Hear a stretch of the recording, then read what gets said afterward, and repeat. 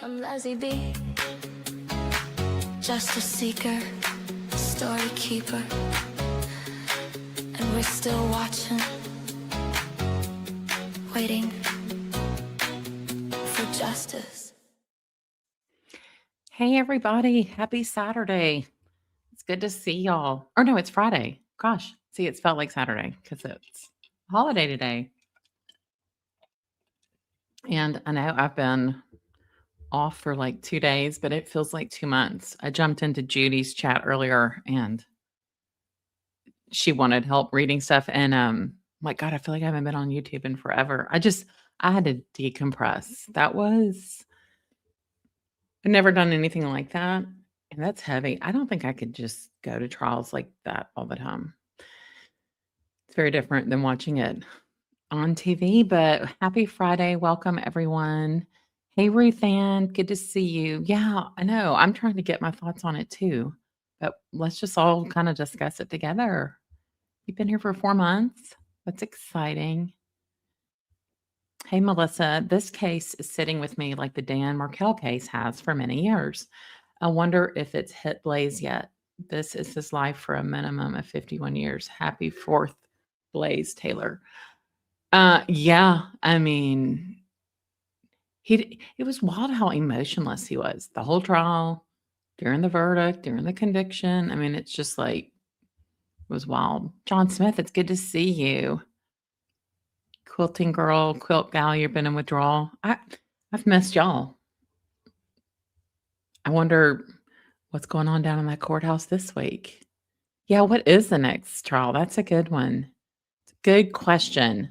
I do actually have a couple, and I'm gonna talk about them. Let me write them down so I don't forget. Hold on. Okay. Yes, I would love that. Drop a purple heart for Jade. That's so nice, MMM. Hey, Emily, good to see you. Yeah, justice for Jade and Ivy. It was certainly served. Proud of that jury. Came back fast. The girl that I was thinking could be the foreperson, she was. She was attentive. I mean, I loved it. Hey, Christy, good to see you. I shared y'all. Christy did a nice video. She did a little interview with me. It feels silly saying interview with me, but we had a nice chat one day or one evening, and she shared it on her channel, and I posted it. So just kind of how I got started. We touch on some different cases. Mary Ann, big excitement down here as Mexico kicks butt, undefeated in the World Cup. Good luck. Sunday, you play England. Yeah, we were just watching the end of the Argentina Cabo Verde team. Argentina won, and they play Egypt next. That's all I know about soccer. That's all I know. But good luck to all the soccer fans. John, yes, it's good to be here. Missed y'all so much. Hi, Hopes. Good to see you here for today. Susan Womack, Jane for Justice. Hey, Wendy Joan, you saw me on Judy. Yeah, I was reading parts of the Charlie Adelson denial. I mean, we can cover that, but I think everyone's kind of seen it. Thanks, John, asking people to hit like. I appreciate it.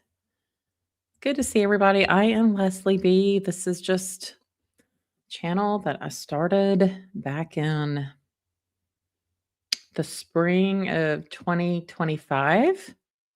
I started making videos. I've had a YouTube account for a long time, but I started making videos and I was making shorts and then just kind of grew from there. But I appreciate all of y'all. Good to see you, Tater. Are you back in Nashville? Mrs. Georgia. Hey, therapist, it's good to see you. I'd love to hear what y'all have all been thinking about the Blaise Taylor. What happened? Were y'all surprised it came back that fast? I'm putting a banner up, because people like to do things on my channel. Watching closings. What have we got? Closings.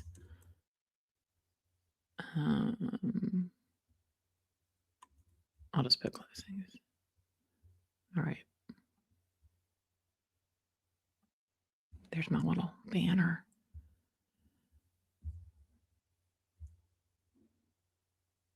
Oh, Miss Poffles, thank you. I had never gone to and covered a trial, and I was obviously winging it, as you could tell from my videos. But y'all like that raw footage. Walking into the courthouse, going on the elevator, took y'all in the bathroom just to show you what the grody stalls are like. It's crazy that you're in there with the defendant's mom and the victim's mom and the prosecutors, and just seems wild. But it just shows you when you're in a courthouse, don't be saying anything that you don't want someone to overhear, because you never know who is there. Here for today. Such a relief. I agree. Hey, Judel. That's a cute name. I'm glad you like it. Welcome. Happy you're here. I appreciate likes, and if you want to hit subscribe, I appreciate it.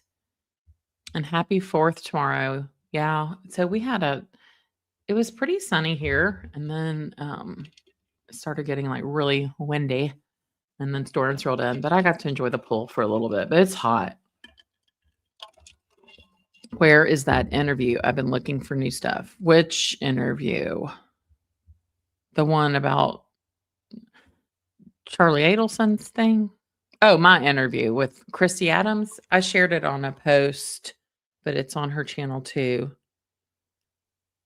Oh, yes, we will play True Crime Wifey song. Absolutely. I was just catching up on her live because I missed it yesterday.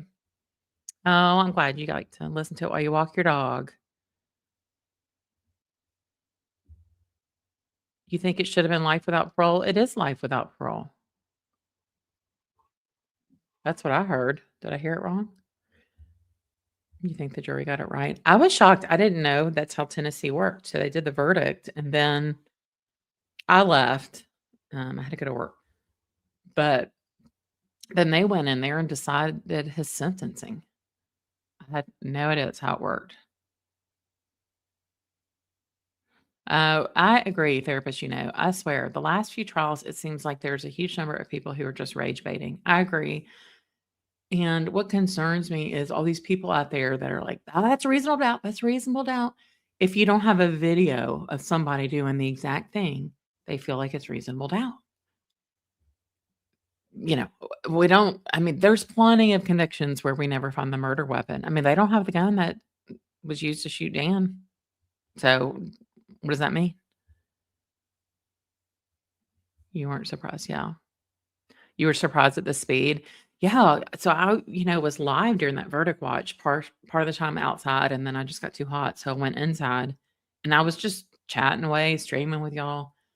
And I thought, well, maybe I'll just go. And I go to the 6th floor where the courtroom was, and there's just some scurrying activity. And I said to this lady, well, first I said, because I think Ain't No Hollaback Girl had said on chat, there's another YouTuber, or maybe I misunderstood it. I said, are you a YouTuber? And she's like, no, I'm with the Children Something Coalition. I was like, oh, okay. But I said, what's going on? She said, there's going to be a verdict at 2:15. They're announcing it. You're shocked how the judge and lawyers acted. Do you know that judge has done over 600 trials? And I read he has not had an overturned conviction. Yeah, the defense. Yeah, that lady was all talk, I felt like. Tater, I would think it would make it really hard. All those in the flesh feelings. Yeah, I didn't realize what I was getting into, I guess I would say. You can see the hugs and stuff on TV, but sitting right there when they said the verdict, and you hear the and this and yeah, I think you'll see on the video, because I'm gonna replay it. The judge goes, he doesn't say anything, but he's just giving them that look, because they don't want reactions from either side. But just to see, there was one person, I don't know if it was Nija, but it was just like a can you imagine? She's being accused, by people online. And And I hope she does reach out. I mean, she said she was going to, but if it's been heavy on me for 2 days, God only knows how she's doing it. Thanks, Christy. I appreciate it. It was definitely an experience, and now I feel like I kinda know my way around the Metro Nashville courthouse.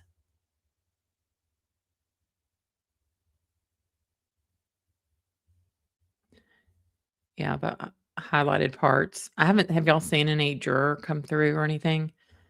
I wasn't so they kept them because they do the sentencing, and that went until, like, 6 something that night.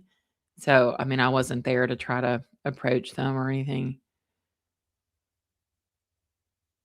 Oh, hey, little Miss Red Velvet. Oh, Christy, it was my pleasure. Alright, so I'm gonna go ahead. Oh, yeah. They gave life. Parole could be. I really thought I heard life without parole. Well, we'll watch it.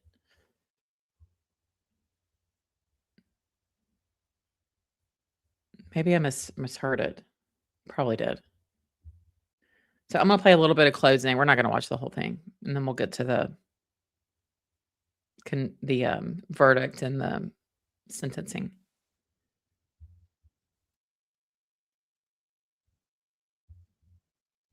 Yeah, Apple was powerful. The defense's witnesses were oof. Okay, well, maybe it was life with it, 51 years. I must have missed that. See, y'all are teaching me something. Well, I thought it was playing. It is. It's just Exhibit list? ugh. The one that was introduced? Yes. I love the judge too. From the deposition? Let me tell you, that lady right there, she needed a judge like this. No, sir, it was in regards to the text that we discussed at the end of the day yesterday. That I hate how she acts like she's schooling the judge. Hold on, I gotta let Katie in. Come on. Good girl. Come on. Here. Oh, come here. All right, sorry. Show her by your haircut? Yeah. All right, let's see. the state said we would have asked a whole lot of questions of your phone Yes. person. What about it? I didn't understand yesterday. I thought that you were entering it, or were you just accepting for offer approval? Yeah, Adelson Hater says Blaise checks all the boxes. Team captain, excellent student, advocate for the underprivileged, and he loves the Lord. Right? According to his mom. How could she get up there so stone cold and say all that? For proof Okay, marked that's with all I those. need. Okay, thank you. And why didn't Dad testify or victim give a statement? All right, let the jury step down.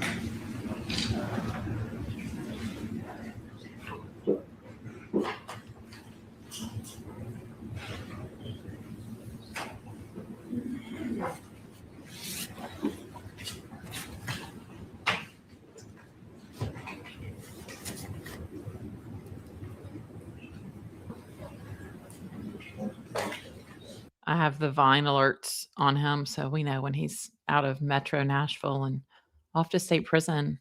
I wonder if he'll be in there with Janet um, Levine March, who was murdered by her husband Perry in 1996. I wonder if he'll go to that prison.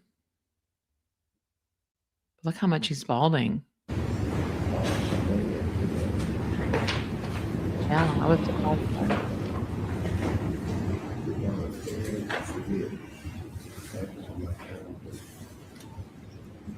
Oh, okay. Thanks, Miss Georgia. Judge will sentence when the fourth court determines concurrent.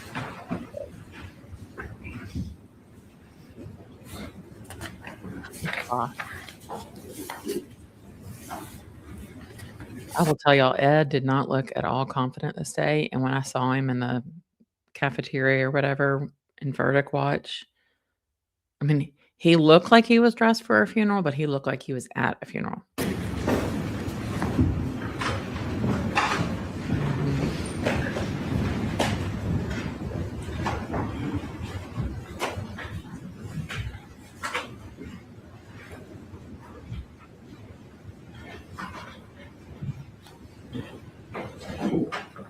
Good morning to you, ladies and gentlemen. Let the record reflect all that yours are here and present in closing argument on behalf of the state.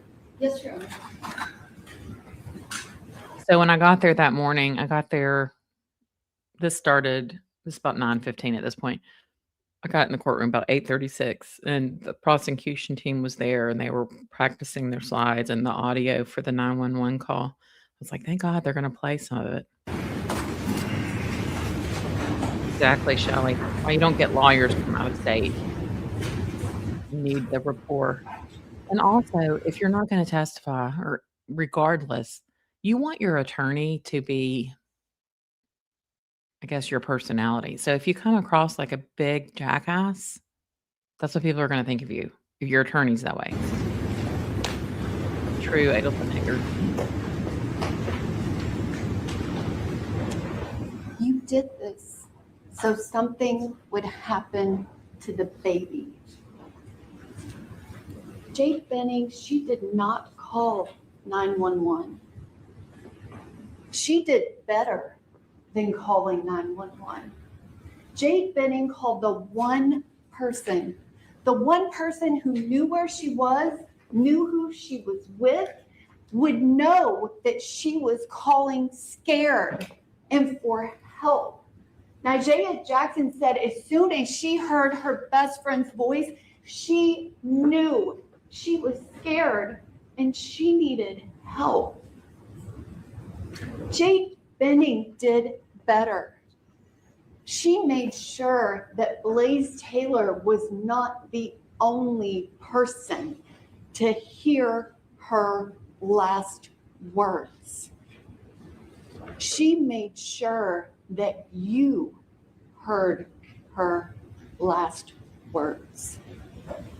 She called Nigella Jackson and said, Blaise, you're scaring me. Nigella heard him say, you're scaring me. I love what Jan Norman says at some point.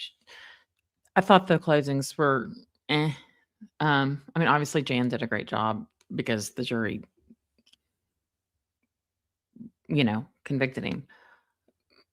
But I think we are spoiled as true crime watchers in seeing like these big closings. And so we have the bar like way up here. But Letitia, I mean, it was a 20-minute lesson on being a mom. I know you put something in my drink. I knew my drink tasted funny. Let me see what's in your pocket. Let me see. I know you put something in my drink because I can't even walk straight. I can't feel my legs. You put something in my drink. You did this so something would happen to the baby. I think I'm about to pass out. Jade Benning ensured that you heard her words that night where she was so excited to be having a date night with Blaise Taylor. Her best friend came over. Dreamscape. I have absolutely no evidence to support my theory, but I think the defense team will be in a divorce court within a year. Can you imagine how ugly that battle would be? Splitting up the law firm? They were the only two people there. Dr. Aaron Carney gave a very specific medical explanation that Jade Benning would have gone pulseless within 30 minutes. I was going to show y'all. She has not been to the date night with cocaine to put in her drink. He goes to the date night. I like how here Jan talks about how he was outside and it was good. She did bring But that part that together. camera was not where it normally was. Yeah, When her friends, thank goodness, went to her apartment to secure it and make sure that the evidence was collected. That's where they found the camera. in her bedroom with the blind. So, what was this camera called? It's called a blink camera. Never heard of them, but the mom testified that it's just a real-time feed, so it doesn't have storage. That's what they said. But in that Nancy Guthrie case, remember they said was it a Ring camera? That she didn't have a subscription, but the FBI then found out that the company still stored some stuff on the servers, and that's how we got the video. I would really like to know. There might be storage out there. I bet there is. Lines up in a place that would not capture anything that happened to Jade Benning on her bed and anything that happened Thanks, Susan. in the kitchen. You notice the selfies that they took for 4 minutes while the cocaine was clamping down on her blood vessels before it could make her heart stop. They were all off to the right, not in that camera angle. The 911 call that happens 3.5 minutes after the call to Nigeria ends. Listen to the call and where he is. February 25, 2023, 21:38 and 58 seconds. What is the location of your emergency? I'm not sure if I'm down. I don't have a friend's house and I think she's having a reaction. Yeah, there's a problem with her. So you're like, Yeah, I'm at a friend's house. I think she's having an allergic reaction. I'm calling 10 minutes later, or whatever it was. no, there's an apartment complex. Is there a nail with her? Looking, I know she's looking around. I'm looking around. I don't know what's going on. I think she just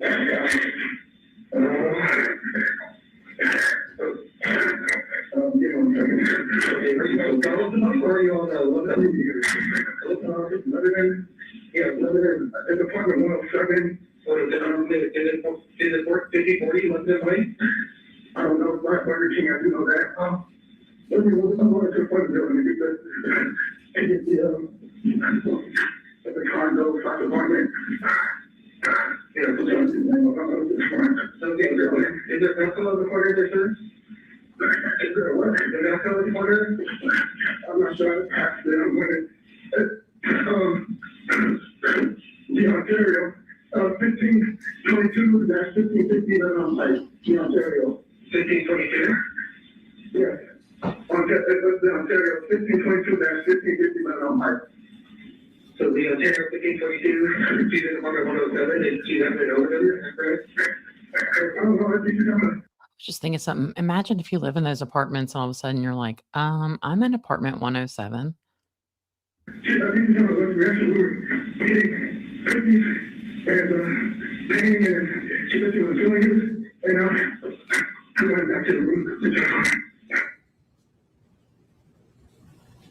I'm running back to the room to Running back to the room. That was good. Samantha Benigno, I never know how to pronounce it. The one, you don't belong here. And I know we all got mad at her after the Koenig trial in Hawaii, but it was in my feed today, but she analyzed his body cam stuff. It was really good. Like, she picks up on stuff I didn't know.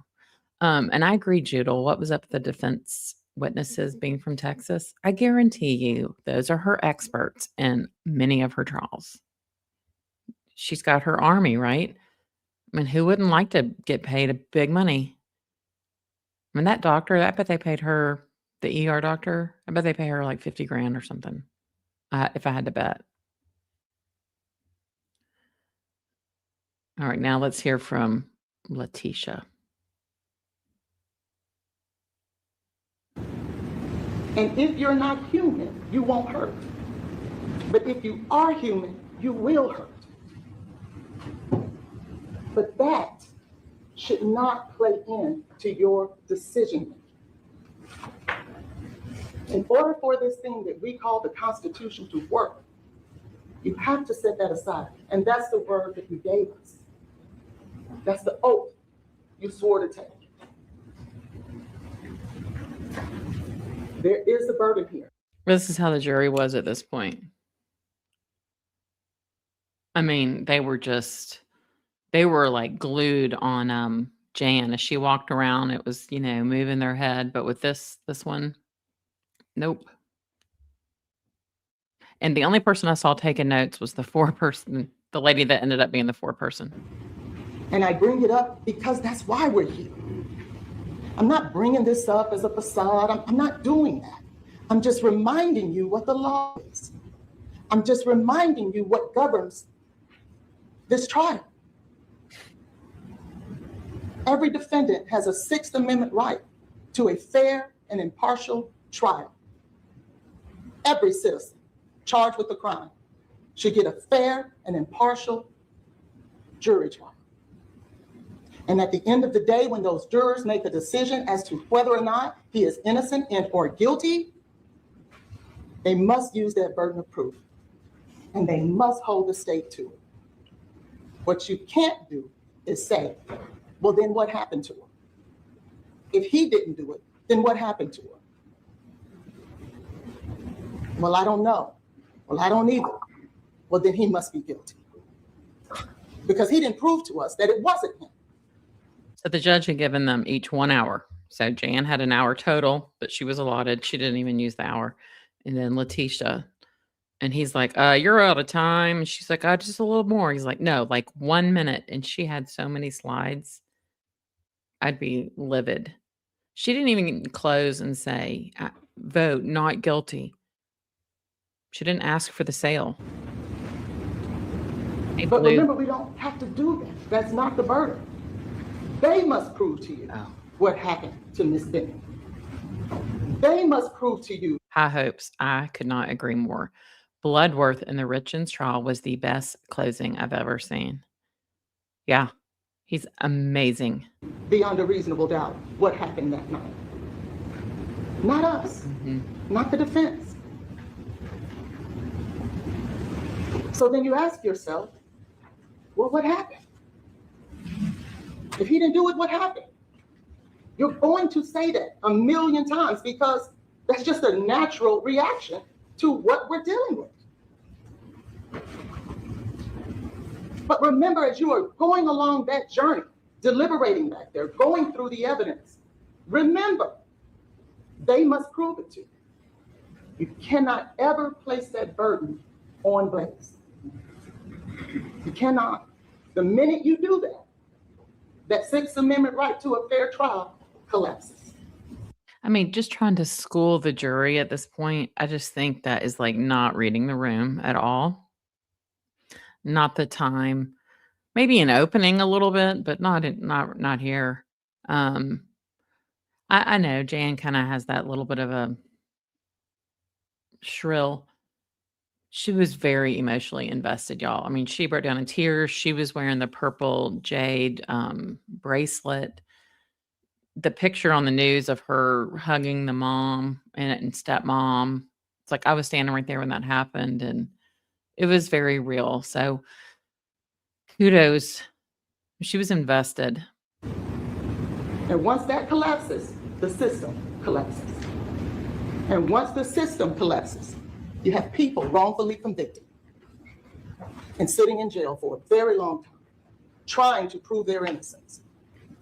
And that's not the way it was designed to work. That is not the way our forefathers meant for it to work. So with that being said, let's talk about it. I think he was outside disposing of the powder wrapper or whatever tube he brought it in, or whatever he did to get it there. That's what I think he was doing.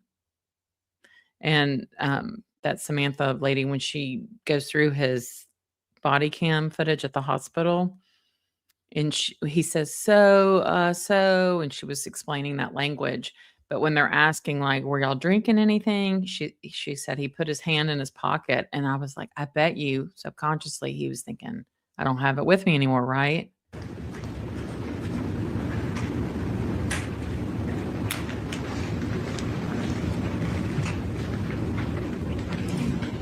Remember, as we came in here on June 22nd, 2026, we dealt with an official finding of undetermined, the manner of death in this case,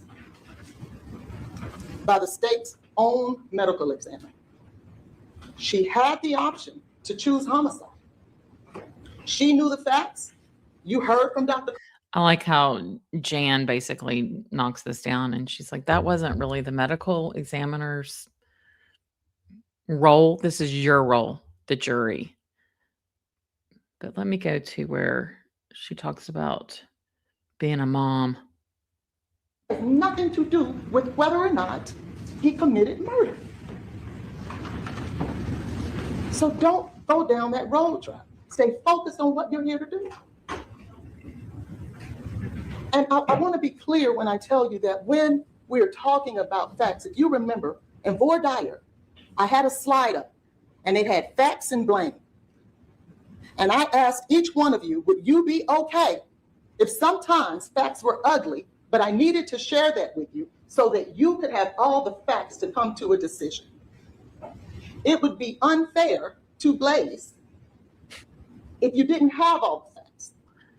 Yeah, I would think at least 2 million, maybe even 3 with all the travel, because there were all these different hearings and they would have to come from Houston here. And they got a whole slew of a quote unquote team. And based on her handbags, she's not cheap. So don't think that those facts that were a casual relationship,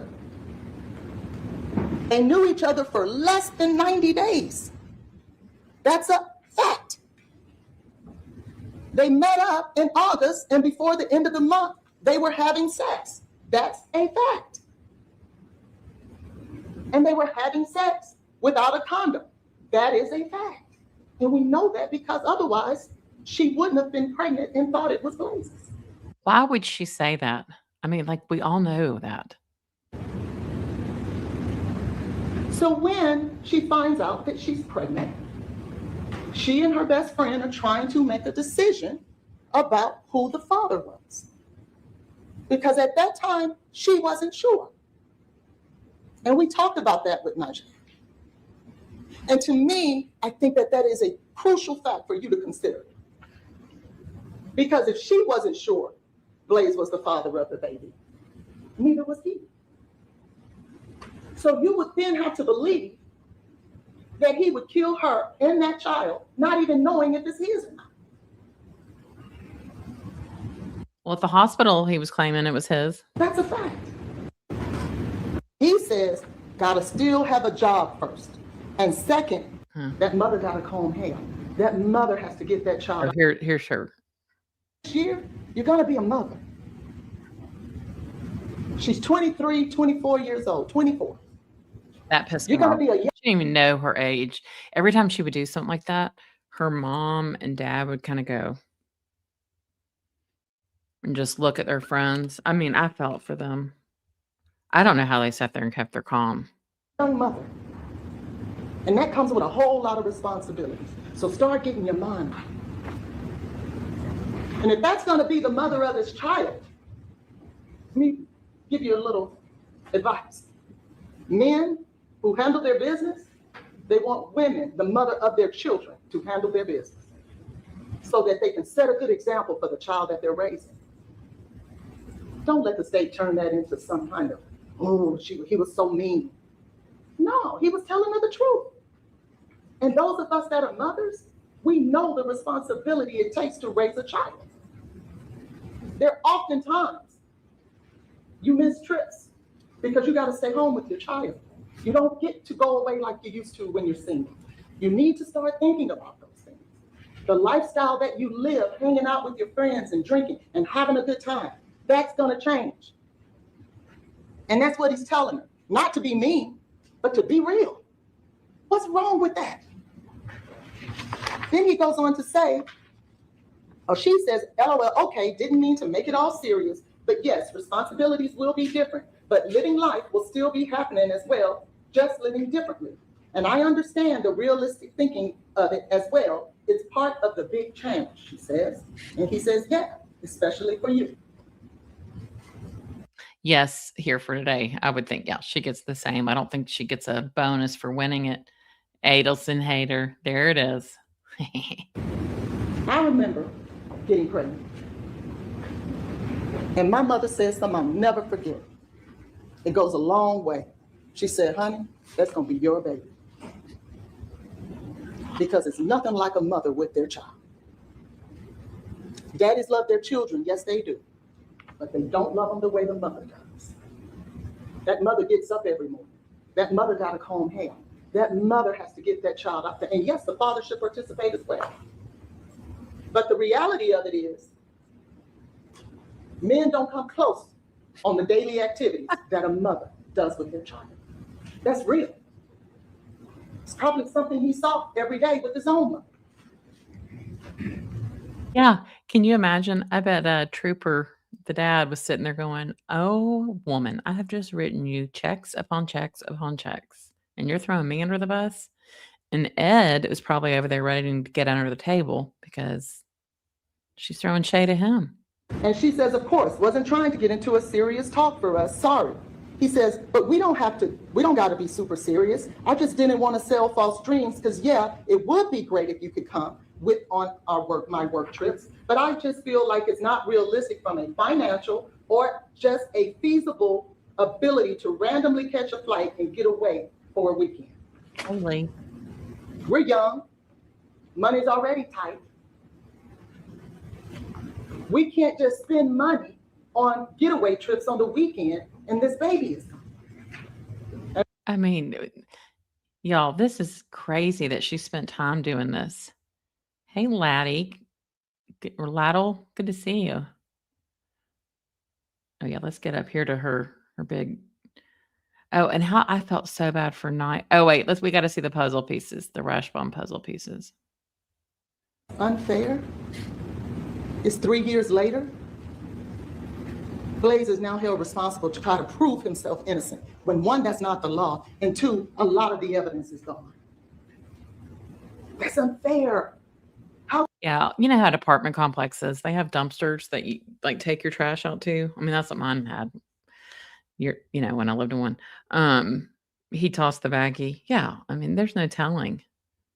Too bad they didn't have dogs out there sniffing. And I proved my innocence when Detective Reese said he let the video surveillance camera get erased. How does the lead detective Thanks, Rebecca. not get that surveillance camera that would have showed Blaise coming and going, Najee and Keontae coming and going? If he really ran to the sign, we would have seen that. If he came there with something. Now, I will say, Detective Reese, who did make me mad. I mean, I'll be honest, like I felt like they dropped the ball on a lot of things, but it wasn't originally a homicide case. So they had the domestic violence unit on it that was at Vanderbilt. And I'm guessing that was because Nyjah was like, basically like, Blaise, this is what she said and all this stuff. And then it became a homicide case. So then it switched departments, but it's a shame. It's a shame. But Detective Reese, y'all, he didn't get there in time for the verdict, but he came in and he had tears and the family was hugging on him. And, you realize they're people too, right? None of us are perfect. In his hand, alcohol and or cocaine, perhaps we would have seen that on the video. Yes. If somebody else showed up I'm filing for some of the documents, Mrs. Georgia. there that day, perhaps we would have seen that. But they allowed it to get destroyed. Yeah, so this attorney is from Houston. So this law firm, Letitia Hollins or Kenonis Hollins, she's got her firm out of Houston, Texas. And Ed, who's her law partner, we discovered is also her husband. So they're out of Houston, Texas. And then they had 3 or 4 staff with them, maybe even more.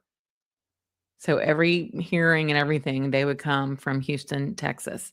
And then all of their experts, what they have 10? I think there were 2 that were in Nashville, that Titan psychologist, and then one other lady, but everybody else was from Texas. Blaise didn't know that. Remember, he didn't get arrested for a year later. If he knew the burden was going to be shifted from what the law was, then maybe he would have done the investigation himself.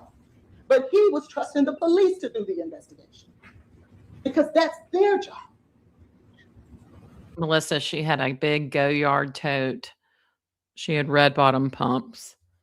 She has a lot of jewelry. Yeah, her nails. I didn't like her manicure. I just think a woman should have a simple manicure. She had all those designs and stuff. When it was on the Elmo, you could see them. I mean, she has nice clothing. You can tell, it's good quality stuff. She had a Gucci belt. She also, I think she might have had a big Louis Vuitton tote, maybe. And we know that she met with the drug dealer that day, albeit it was for Mario or whoever it was for. If this is a drug overdose, I really want y'all to think about this. If this is a drug overdose, why wouldn't the police officer go talk to the drug dealer? I don't think a DNA test was ever done. And I know originally they were trying to decide if it's his, but obviously he thought it was his. So to my knowledge, there wasn't a test. And there is one you can do, a prenatal test. Oh, and then she had this whole slide up for Nigeria. I was sitting behind her. Can y'all imagine? I think she was kind of used to it at this point, but she was just they were all looking at each other like, what is she talking about? Office to be able to catch that mistake. I don't want to touch it. Jade doesn't need to go back there that night. She's in the hospital. We're going to lock this thing down because we're going to catch him. I know he would have made a mistake. They went in and they removed evidence and they manipulated evidence by moving. Yeah, I mean, maybe the prosecution should have been like, what a male hoe Blaise was. I mean, good grief. I mean, they're just dragging, it's all Jade's fault. Come on. Moving it from here to here. Why would you do that? And they said, oh, well, the officer gave us permission. And then you remember Detective Martin getting on the stand? And then he said, oh, I may have given them permission. And Mr. Joyner said, well, didn't you send me an email yesterday saying that you didn't? What changed? Oh, well, this morning when I got here, things changed. Okay. Don't allow that to happen. That's not right. Yeah, what was that about? That he had ordered a diaper service? Something feels off with that. Did his dad subscribe to that for him or something? Oh, yeah, when she's like, men like women who handle their business. Kind of saying Jade wasn't handling her business. Ugh. Because what detective will tell a woman and 3 young girls, y'all go do the investigating for me. Let me know when you're done and what you come up with. That doesn't. Well, they didn't think anybody else was and that they had to. Y'all can't tell it that we wouldn't be doing that stuff. Okay, this is when the judge is like, you're about out of time. Other person in that house, he should be just as important as Nigeria. All right, Ms. Hollis, you need to be wrapping up your argument. And Detective Reese, yes, sir. Detective Reese said, I like to bring people in to talk. But I didn't bother to have Keontae come down. I just called him on the phone. And Keontae wouldn't tell you the truth about his theft conviction. And he told you, because he didn't talk to anybody there that night, even though he went there. Why not? He said they didn't have security. There it is right there. I mean, what was the point of this? Just, I guess, trying to impeach him as a witness, right there. I didn't find that compelling at all. Why didn't he talk? I don't have a lot of time left, so I'm going to go through it quickly. You don't have any time left. May I have 5 minutes? Yes, sir. I love that judge. You don't have any time left. May I have 5 minutes? And he said, no. 1 minute. I've given you the investigation. That's the towel he took. I got 60 seconds. I'm going to do my best. That's the towel he took. That's where he got it from. If he was cleaning up, he would have fixed those towels. But Oh my God, y'all, look at the shower curtain. It's just like Corey Richard's blouse. You know how everybody called it the shower curtain? It's the blouse that Corey wore the day of her verdict. he didn't. That's the surveillance video. That's that missing cup. It was sitting there the entire time. No one in, no one out. That's the V8 bottle. It wasn't in there. You see the lemonade, you don't see the V8. And on those other pictures, you don't see it either. So that's the communication log. Cocaethylene is in the system. You're going to have the reports. It's there, and it was there in the vomit. And all of these doctors told you that. And the autopsy report at the end of the day, don't forget what I've shared with you. At the end of the day, even the medical examiner can't come to a conclusion. And with all these surrounding circumstances, how can you? Now, I told you that when you get back there, you're going to be tired and it's going to be long. And you promised me that you would not let anyone change your convictions of what you believe. No. This is also not effective with people like pointing your finger and doing that. People do that. I'm like, you can put your finger down right now. No matter how long it takes. Because you said if they can't make a decision in the most important affairs of your life, that's true. that you wouldn't let them do it for Blaise. That's true, Dreamscape. I wonder at what point. I know Nija followed the ambulance. Was he in that caravan or what? That's a good point. He could have ditched what he had. I don't know that he would have been thinking like that, though. I thank you so much for your patience and for being here. And the Taylor family does as well. I won't get back up here and make another argument because we don't have the burden they do. So when you get back there, you make the argument for me. Thank you. You make the argument for me. She doesn't tell him what to do.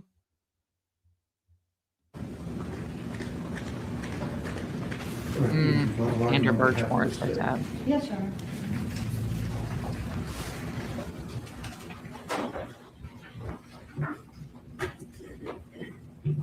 Oh, so there wasn't a receipt for the diaper subscription. It was just a text. Interesting. Yeah, I got to get this discovery. Hollins went back and forth between whether or not Blaise Taylor even thought he was the father of this child. She said that Nijaya Jackson said she wasn't sure. You heard the testimony. I submit to you that Nijaya said she was sure. It's just he wasn't involved. And she was saying that at the hospital because he was telling the people at the hospital that he loved Jade more than her. And she was, that was not true. That's what she testified to about whether or not he was the father. She told all of the officers, he's just the father. He's not involved. But Ms. Hollins argued to you that he wasn't the father, but then she also wants you to consider a text message where Jade is telling her mom that he signed up for a diaper service. Yep. Contradictions. Ned Flanders, his name is, I think his last name is Brand, Joshua Brand, but he does the talking to the jury during the conviction, the sentencing phase, so you'll get to see. You can't have it both ways. Yeah. Also, Blaise Taylor told people he was the father of her baby. He told Keontae, Nijaya, the people at Vanderbilt. He told the police officers. Now, when he calls 911, he's with a friend. But when the police come, that is his girlfriend. He is absolutely committed. And the text messages with Xavier Winford absolutely were not submitted for any purpose of saying somehow Mr. Taylor was a bad person because he was seeing more than one woman. It was for that very purpose. He had someone that he loved, that he was telling, I love you. Yeah, so liquid Coca-Cola, it's just when they take the powder, I'd never heard of it either, but and just dissolve it in a liquid. So it's, what's the word, soluble? But I think that's what they were saying. Like it has to be dissolved in alcohol. I don't know if it would dissolve in water. Don't really know exactly if they got a little bit of alcohol and then put it in the V8 and the Minute Maid. I mean, that stuff is so sweet.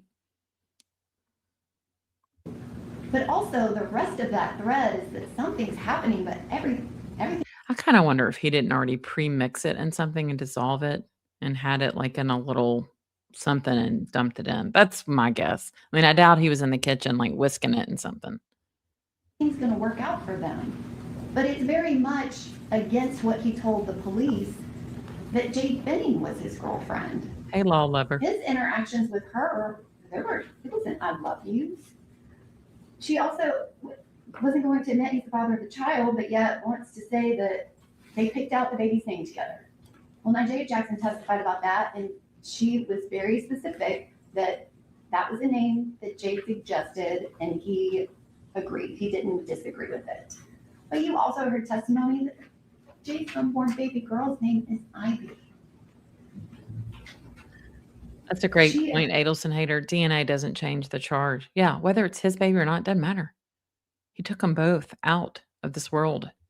Just to clarify, I don't know where the Lauren Weber Mario connection came from. I submit to you that the evidence that you heard was that Mario texted Jade. Jade texted Danny. Danny wasn't in town. No one met up. Lauren Weber was not involved in that. Lauren Weber went to the apartment, and her testimony was that it seemed too clean. And she told the officers that. That was the first thing she said to them. She went in, and it was so weird to her that she took 2 pictures and she walked the apartment. I submit whatever happened within the police department or officers to not go there that night and seize that scene, absolutely, that is a mistake. It's to ignore that if for some reason it was true and Jade Benning ingested the cocaine herself to kill herself and her baby, and then called her best friend and said these things to Blaise Taylor. And Yeah, they just slung poor Jade through the mud, just like, oh, she was on drugs and she's having all this sex and she's doing all this. And oh, she must have done this intentionally. It was awful. And I agree, Nigel was awesome. Can you imagine like knowing you were the last person that heard your friends alive? But that was brilliant of Jade to call her. Brilliant. Blaise Taylor never tells anyone what she said. He does it when he sees Nigeria say, oh my God, what happened? She said these things. I didn't do anything. We have to figure out what's going on. That is absolutely not true. He didn't tell anyone what Jade said. And when Detective Smith asked him if Nigeria would have any reason to make up these accusations, he didn't even say she was making it up. He said, I think she's just in shock, and I was the last one with Jade. There is no explanation because Jade Benning said these things. It is the proof and evidence in this case. Jade Benning named her murderer and the murderer of her baby, and she told you why. The state does not have to prove the why, but Jade Benning told you why. And I submit to you that the evidence in this case is proof beyond a reasonable doubt that Blaise Taylor is guilty of all 4 counts of the indictment. Thank you. I agree, Melissa. Coco ethylene. That's all we heard.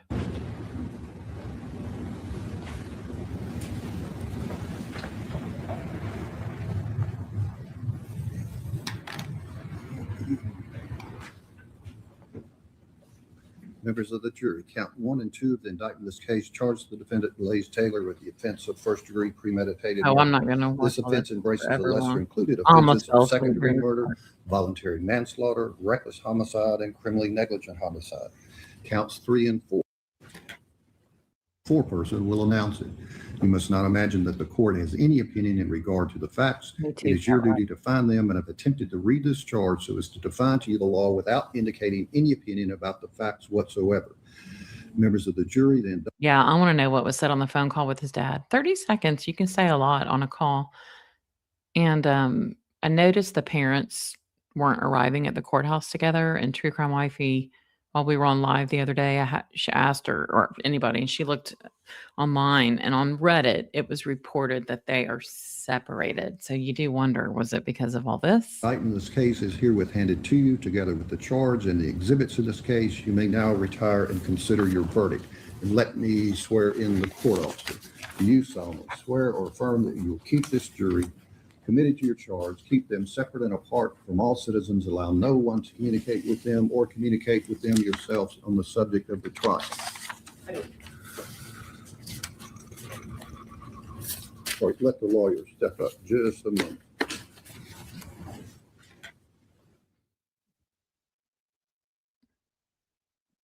Your service, you'll be discharged from this case. We'll shred your notes for you. So the little, not the little, but the alternates, they were just 4 of them standing in front of a window in the courtroom. They're just like, okay. But I think they knew they were the alternates the whole time. But it was 3 men and 1 woman. And you can step out with the court officer. Yeah.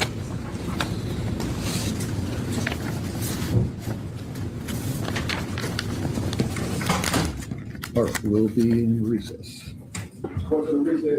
Did y'all notice the other prosecutor even had a purple suit on? Look at him. So it was interesting though, during the verdict watch, Ed was sitting down in the cafeteria, but I don't know where Letitia and Blaise were. They were somewhere else. Jane for Justice, that's my mom's favorite saying. Lie down with the dogs and wake up with fleas. So that's Ed, that's Dan Flanders over there to the right. But he did at least have a better tone.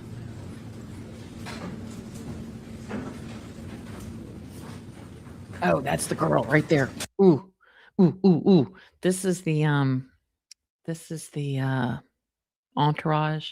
And one day she was walking out of court and she glared me down. We eye locked. She's probably watching.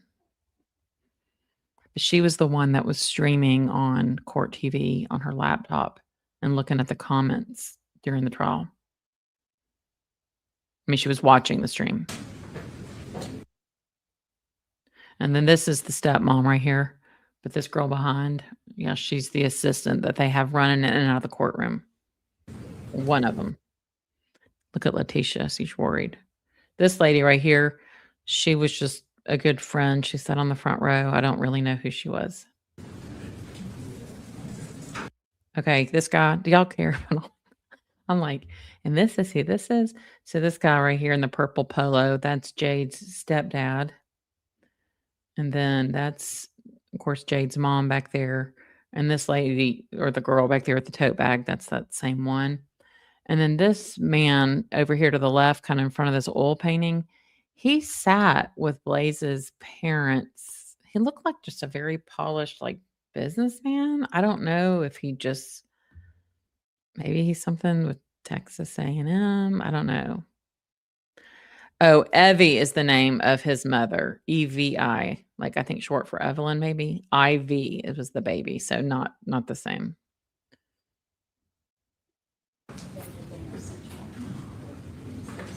And this guy over here in the blazer, that's the Tennessean reporter. He was so nice. He got my number. And then he wasn't there for the verdict. By luck, I got there. And then he texted me after. He's like, oh, I wanted you to know what the verdict was. I'm like, yeah, I was there. Oh, wait, let me go back. Your service. Shoot, hold on. See y'all. All right, this lady right here, this blonde, she was a friend of Blaise's mom, and she was there every day. And I will tell you, she was very polite. She was nice, always like in a nice suit. Melissa, she had a big Chanel bag. One day, her husband, or a couple days, her husband and her adult daughter and like her fiance were there. But she was there every single day as, I guess, like her support. And then I thought this was interesting. The man back here, the bald guy in the middle, that's Blaise's dad, and he was wearing a purple tie. Is that coincidence? That's Nija right here. And then this is her sister with the curly hair, and Nija had her hair in a bun. So there you go. That guy was really nice. I gave him my card too. That's the lady that got the blanket, the redhead lady.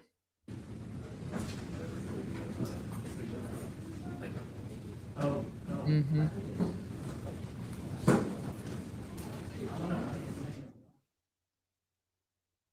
All right. So then we'll go to the verdict. Do y'all like all this background? Yeah, the red bow hairband. Yes.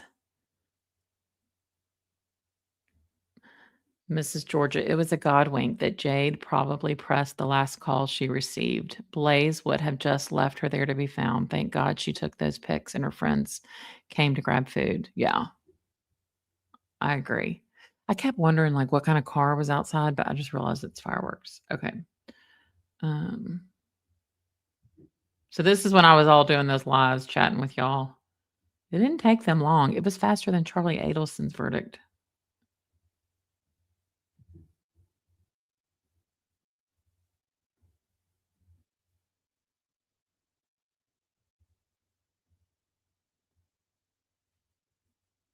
Any submission, Mr. Brand, Ms. Harris, on the mitigating circumstances? Yes, Your Honor. As far as mitigating circumstances, and I discussed this with Mr. Moore. I missed. we would Oh, I submit already did. I miss it? Oh, shoot. Sorry. For count one,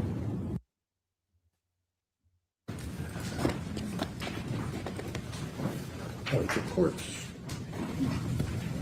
staff's been made aware that the jury's arrived at a verdict. The jurors during Letitia were just like so over it. I mean, they were glazing over. And at one point, did y'all hear? She goes, "Stick with me now. Stick with me." They were done. I mean, when they walked in that morning, I could just see on their face, like, because, they came back for closings. So they went home, probably slept on it. They were probably like, yeah, we've thought about this. So we'll let them step down and announce it, just out of respect to the jury. Just keep your reactions, if any, to yourself, and we'll deal with it. All right. So Jane for Justice asked, what was so freaking horrible about Jade and a baby girl anyway? So these are like two very different socioeconomic classes of people. And I'm not saying like, it was just like you've got the whatchafaces, the Taylors, very wealthy, prominent people from Little Rock. And then Jade's family, very nice people, like working class people. And Blaise for sure did not want anyone to know that Jade was carrying his baby. Because remember back when Apple testified how he was texting Apple and was saying, "Oh, I could never bring Xavier home to meet my mother." But like Apple was probably like his little trophy, right? She was Miss Little Beauty Pageant.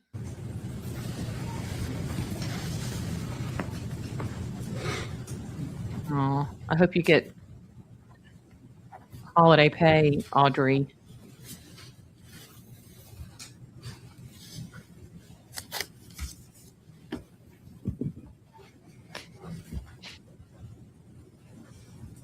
Yeah, they did. They knew. Yeah, there were 8 women and 4 men on the jury.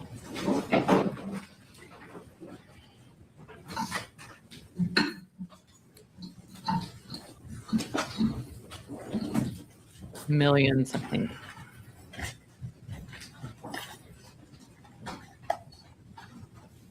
Archie, have a seat. Yeah, his sister's very pretty. She's got like long black hair. Yeah, her name is Star. All right, ladies and gentlemen, the jury, the court just,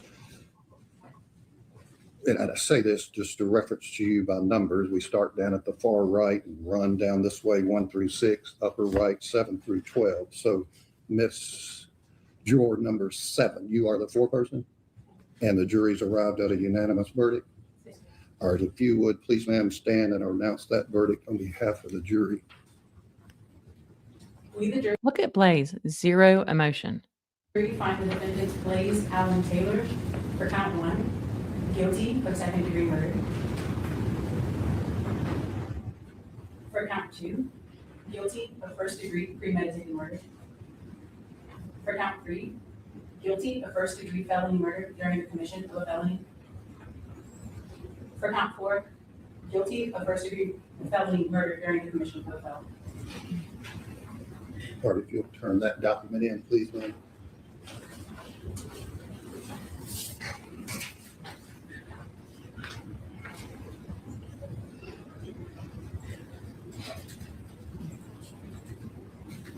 All right, ladies and gentlemen, the jury, you can back up just a second. I mean, he literally just like no really reaction at all. Yes. So the one that ended up being the foreperson, she was the juror that was closest to the gallery. So when I would sit there, I always had direct eyesight, and she had perfect posture. I mean, I bet y'all she's in her 20s. I bet she was always dressed every day. She brought her own little water thermos, and she would just be like this, taking notes. Like, just, I wouldn't be surprised if she's like a school teacher, maybe. She comes across like really organized. Ladies and gentlemen, the jury, you've heard your foreperson, juror number 7, announce your verdict in this particular case, that you found Mr. Taylor guilty in count 1, second-degree murder, in count 2, first-degree premeditated murder, in counts 3 and 4, felony murder during the commission of a first-degree murder. I'll ask you if that is your individual verdict. If it is, you would indicate it is. If it's not, you would indicate it's not. Juror number 1, is that your individual verdict? Yes. Juror number 2, is that your verdict? Yes. Juror number Yes, t-shirt lady had a t-shirt on this day that said brewery and biscuits. But yeah, she was a juror. 3, is that your verdict? Yes. Juror number 4, is that your verdict? Yes. Juror number 5, is that your verdict? Yes. Juror number 6, is that your verdict? Yes. Juror number 7, the foreperson, is that your verdict? Yes. Juror number 8, is that your verdict? Yes. Juror number 9, is that your individual verdict? Yes. Juror number 10, is that your verdict? Yes. Juror number 11, is that your verdict? Yes. Juror number 12, is that your verdict? Yes. Okay. All right. Thank you very much. As you know, we'll need to discuss with the attorneys further issues in this case. Don't discuss the case any further. We'll get back with you here shortly. Oh, look, Melissa, she's got on Prada glasses too. You can step down the hallway with the court officer.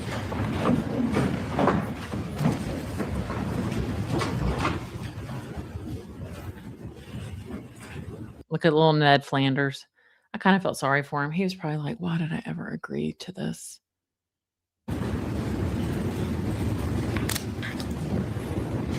She patted his back. It looked like.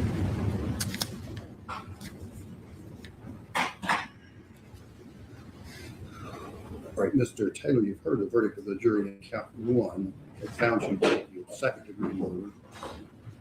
That verdict, as well as the other counts, guilty in count 2 of first-degree murder, counts 3 and 4, first-degree felony murder, will become the judgment of the court. In terms of counts 2, 3, and 4, will be need for further sentencing hearing. Does the state contemplate introducing victim impact statement? Yes, Your Honor, upon the court finding that by the jury's verdict that we would be entitled to do that. Okay, we'll take just probably a 15-minute break and let everyone settle down in terms of initial verdict. Come back and hear that proposed testimony So I had to leave at this point. on the under State versus Nesbitt, and then see Mr. Grant, Ms. Hollins, Mr. Joyner, what mitigating factors you want to submit, to find that's necessary to submit to the jury. So The state's position is that Nesbitt only applies in death penalty cases. what As far I'm as talking about as far as victim impact 403 analysis. Okay, this girl, well, let me move my picture. Above the law and crime logo, she's got like white skirt and a black blazer on. She's young, just a pretty girl. I feel like she might, and I don't know, but she's definitely their assistant, but I feel like that might be Ed and Letitia's daughter. I just get that. I just kind of got that impression. I could be wrong, but that's the impression I got. under Nesbitt, if it's life without parole, there is submit no analysis. So you That is, there's no dry run unless it is a death penalty case. you can just have whatever that may be overly prejudicial. No, it will be victim impact under pain. And Audrey, does Mr. Brand, Ms. Hollins, you have prepared? Audrey says he looks as guilty as a 2-year-old when they poop their pants. You say, "Did you poop your pants?" And they say, "No." Proposed mitigating circumstances? Yes, Your Honor, I think there are mitigating circumstances, mitigating factors we would argue to the jury. Okay, all right, if you'll get those. I think we need a minute, probably. Okay, like I said, we'll take a short break, but let me ask the state this. There are cases. I'll tell you what bugged me and disappointed me for Tennessee, that at that point, I like it when they're like, you are remanded in custody, and like right then they just cuff him. Never saw that. I mean, he does go in that door behind there, which is what connects to the jail, where it's got the little holding cell in there. But that kind of ticked me off. Is with the, obviously with the finding in count one, that wouldn't be considered by the jury, but there's also, I think it's Vargas. Yeah, I found his booking sheet, but it didn't have his mugshot on it. But I did find that he'll probably be sent off to prison in the next couple weeks. Versus state that does apply to any felony murders, that your notice that you submitted, the felony murder portion, I think it's your number 2, wouldn't apply in counts 3 and 4. Disagree, Your Honor, because it is Middlebrooks. It is not a Middlebrooks situation. It is within the legislation that amended the statute post Middlebrooks. So that is something state submits the jury can consider in a felony murder sentencing. That an aggravating factor is the felony murder. Which is based upon that aggravating circumstance, which is above and beyond just the definition of felony murder. What do you mean by that? Well, that the jury would have to find the aggravating circumstance that. So this is the Davidson County booking sheet. So it's got his date of birth, and he's in restricted housing, so I'm sure he's on watch, but he was admitted at 6:11 p.m. I mean, I think all of this finalized around 6 p.m. And then he saw medical at 7:26 p.m. Arrest, charge, murder in the first degree felony. Not only did his parents probably spend millions on the attorneys, but remember, they spent $250,000 on his bond. Again, that it is not a Middlebrooks situation, so that state's position is the jury can consider that as an aggravating circumstance. That was the whole issue in Middlebrooks. But there's some that would only apply to certain counts. Yes, Your Honor, the age of the victim, sir. Right. All right, we'll take 15 minutes and then come back and hear from the defense in terms of mitigation. Yes, Your Honor, I would like to hear. Let's see that. Yeah, let's do We haven't argued about that. Dreamscape. It looks like mice have been chewing on his hair. Yeah. Oh, Ben, let's watch this. This is Taylor, and by law, Mr. Taylor, your bond has to be revoked, so if you'll step into the back and talk with your attorney.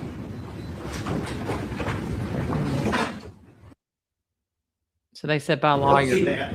Yeah, let's do We haven't argued I about want to that. show something. Taylor, and by law, Mr. Taylor, your bond has to be revoked, so if you'll step. Okay, so that's the jury box.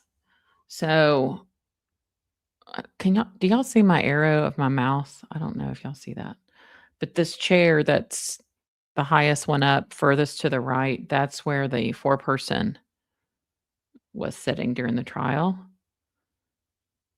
And she was so attentive. So then I was just a few rows behind her. So this is the family. This is Jade's family all here on the front row. And on the far left here, that's the victim advocate. So that's her stepmom with the long hair. And then that's her dad. And then the stepdad and the mom. Step into the back and talk with your attorney.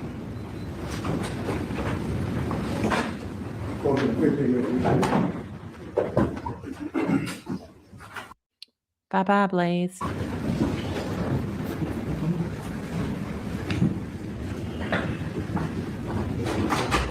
Yeah, I was just kind of barely over I was right behind this row. If you've seen that photo I posted, it was these ladies all hugging.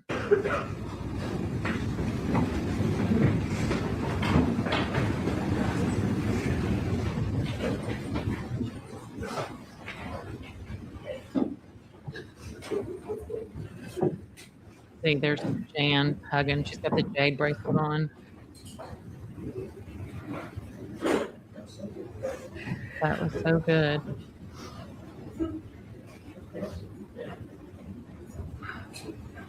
Hey, Brian.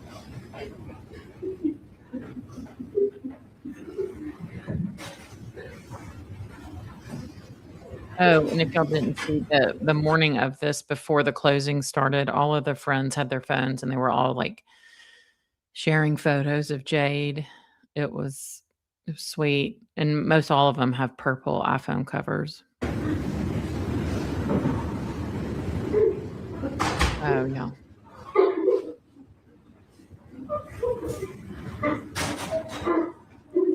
You hear that wailing?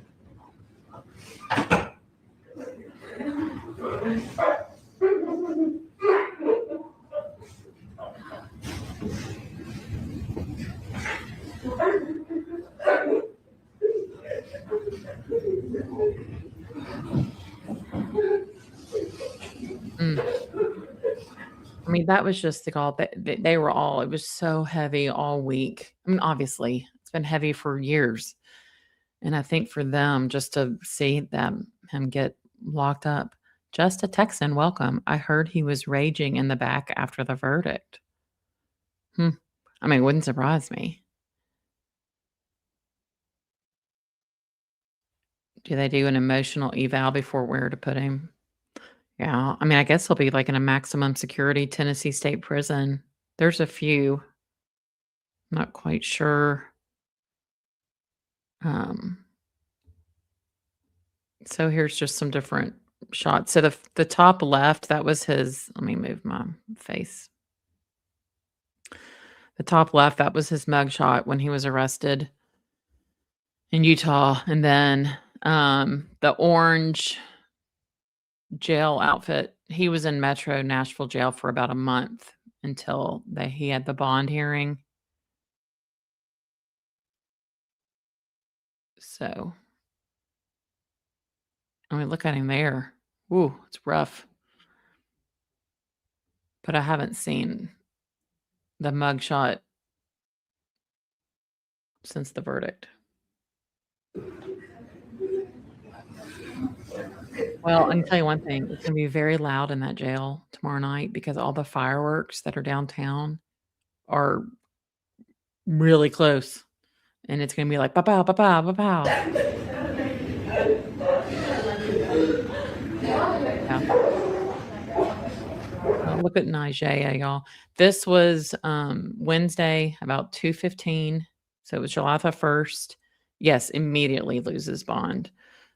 So when you pay a bond, you don't get that back, whether you're found guilty or not. But yeah, immediately it's revoked and you're taken into custody.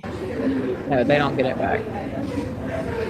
Because what happens is the bond company essentially puts up the $2.5 million with Nashville or with the court saying, we guarantee you that he'll be here, but the family's got to put up 10% of that. Who's the woman in the pink blazer, long blonde hair? I don't know if I saw a pink blazer. Was it the lilac? That was the other prosecutor. New mugshot on channel 2. Oh, okay. No, they don't get the $250 back. Because essentially the bond company is loaning all this money. No, they don't get it back. Yeah, ridiculous with Kitty, wasn't it? Yeah, they kept telling Najee, they said, you did so good. You did so good. I mean, y'all, she's the hero in this case.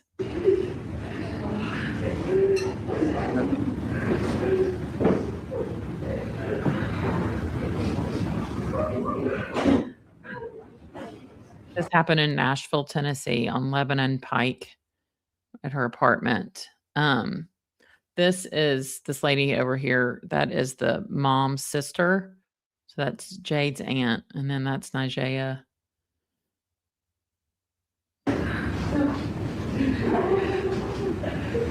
She's hugging Ann Norm. And did you hear? She said, thank you. Oh, wow.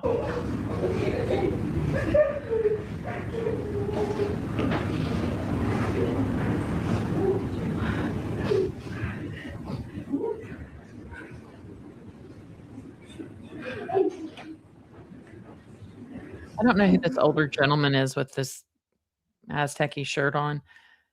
I'm guessing like a granddad or an uncle or something.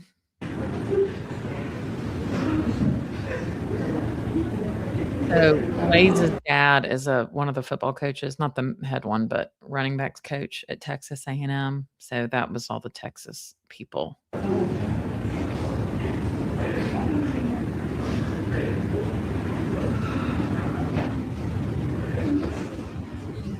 Yeah, this was emotional. Like I was just standing there behind them, and I felt like I don't know. I was just like, I think I need to go. Like I just don't think I need to be here anymore. At that point, it just felt, I don't know if nosy's the right word. I just wanted to go.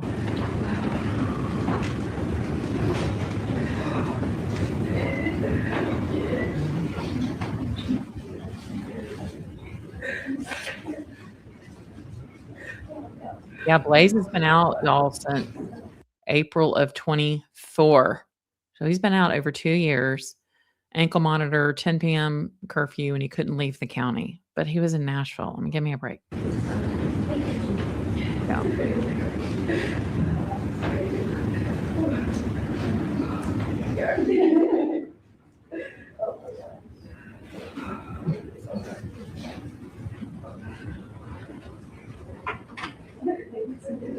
This guy, I think he's from the attorney office over here in this purple tie. He was taking pictures all through the closing, so I'm guessing it's something for their, I don't know what, but yeah, can you imagine? Wait, who was that just walked out?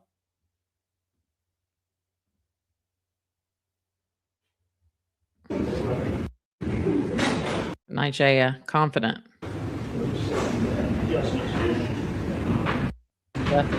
Oh, that's y'all, that's Detective Reese. He was tearful.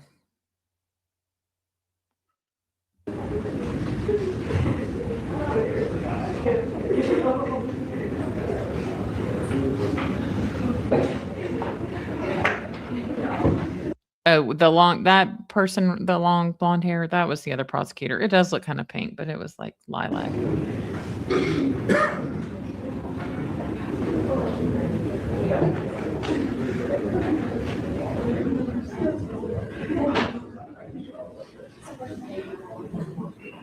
Yeah, it was like an out of touch Miami lawyer in Tallahassee. Like that's not smart.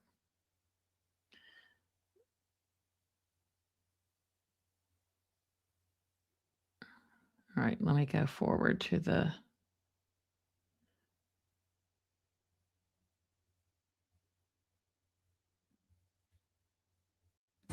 Okay, so, yeah, you can bring it up.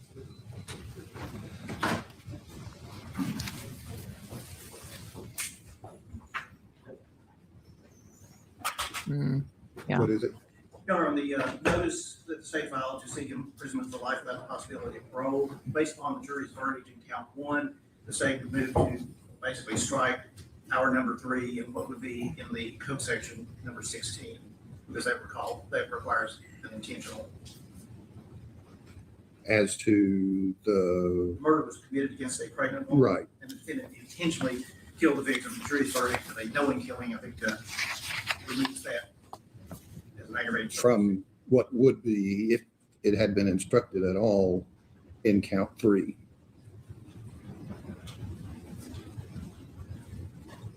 Right. Yes, sir. Okay. Yes, sir. All right, so that wouldn't be, all right, now, any submission, Mr. Brand, Ms. Harris, on the mitigating circumstance? Here, let's look real quick. So this is his dad, Trooper Taylor's Wikipedia. He's a coach at Texas A&M, but let's see. He's an associate head coach, running backs coach. So he's originally from Texas. Oh, and he played football at Baylor.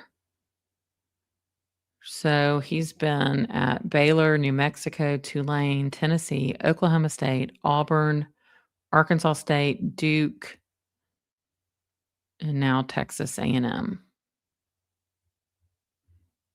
We'll see if it has any of his personal.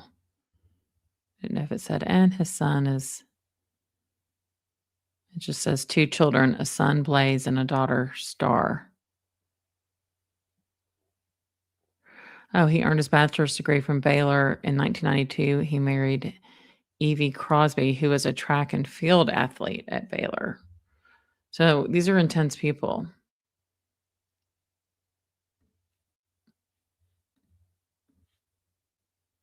Yes, Your Honor. As far as mitigating circumstances, and I discussed this with Mr. Moore, we would submit that the mitigating circumstances in section J1 that the defendant. Yeah, there was like no reaction. They were just like, I purposely looked at his parents and they were just like this. I mean, I never really saw emotion. I don't really think the friends and stuff were shocked by the verdict. That's the vibe I got. I don't know. I mean, none of them look confident. No significant criminal history would be appropriate in this case. My understanding is there's no objection to that. Okay. Yeah, Miss Kitty. So Nigella, she wasn't there when all that was going on. So he gave her that drink later on. And then she called and Nigella was at the gas station. And so instead of calling 911, she drove over there. But I don't think it would have mattered. But still, I mean, you're gonna in your head just think, I wish we had just stayed over there that night and all that. But yeah, I never saw much reaction from any of them. That's correct, Your Honor. And then, I apologize, I don't know which number this is, but the catch-all provision that any other. Number 10. Yes, number 10, any other circumstance essentially fairly raised by the proof. He was in jail 30 days before he bonded out. Does the state care to be heard on that? Judge Smith, under the law, that has to be specific as to what that is, like a list of that the defendant graduated top of his class and those sorts of things. Sure, and not just a catch-all. Right, and so to specify, we would intend to put on proof related to Mr. Taylor. I'm gonna go. No, we've discussed that.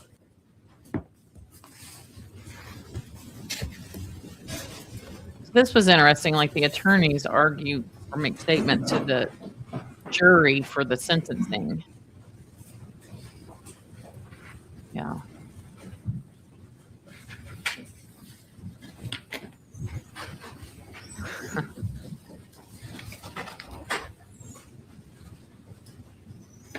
Or you can have a seat. All right, members of the jury, when we get to this portion of this particular trial, the law allows for the attorneys to give to you opening statements, then present proof, and I'll explain all this in the jury instructions.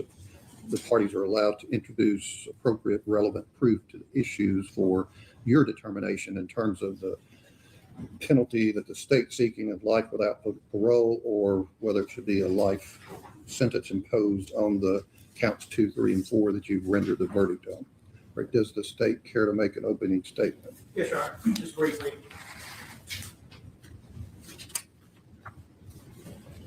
Members of the jury, because of your verdict, we are now going into the second phase of this trial. And what the state will present is based upon, like it seems long ago that I read the indictment. In this part of the proceeding, the state relies upon. I learned so much from this trial. Like they read the indictment on the opening day of the trial. It's very different than Florida. I'm like proud of my state. And this little prosecutor, he grew on me. Crows and Gallows, good to see you. Aggravating circumstances You're welcome, that are Jane. named. And there are 2 of those. Is Baylor hard to get into? It might be now. I mean, a lot of colleges are. I looked at Baylor. We flew there, and I absolutely, this is no shade to anybody. I know it's very different now than it was in the 90s. And I hated it. So back then, the football stadium wasn't on the campus. So we had to get in the car and go to the interstate. I stayed on campus with a friend who was older in the dorm. I just hated it. I just didn't like it. Waco, I don't know. I had my heart set on Auburn the whole time, but the whole plane ride home, I was like, I don't want to go there. And my parents said, well, we just spent a lot of money on a visit and you're going to apply. For your consideration. Number 1, The murder was committed against a person less than 12 years of age, and the defendant was 18 years of age or older. See referred to. You're at Costco and they're selling Halloween stuff. Damn. Number two, the murder was knowingly committed, solicited, directed, or aided by the defendant, Yeah. while the defendant had a substantial role in committing or attempting to commit, or was fleeing after having a substantial role in committing or attempting to commit any first-degree murder. Again, based upon your verdict. The existence of those circumstances have been found beyond a reasonable doubt for your verdict. That allows, at this point in the proceedings, Yeah. for the state to present what under the law is called victim impact testimony. Chain for Justice, that is so sweet. You did not have to do that. And I appreciate it. It's very kind of you. Thank you. To give you a view into what Jade and Ivy's death, the effect it has had on her Oh. family. Thank you, extended Coping family. girl. Very And sweet. not going into really anything else, it's limited to that. Victim impact. And we'll be calling 3 witnesses. So they only allowed to call 3? Aunt, Brady Moran, and who would have been Ivy's great aunt. All right. Here's Ned, This is and always has been. Blue River's favorite.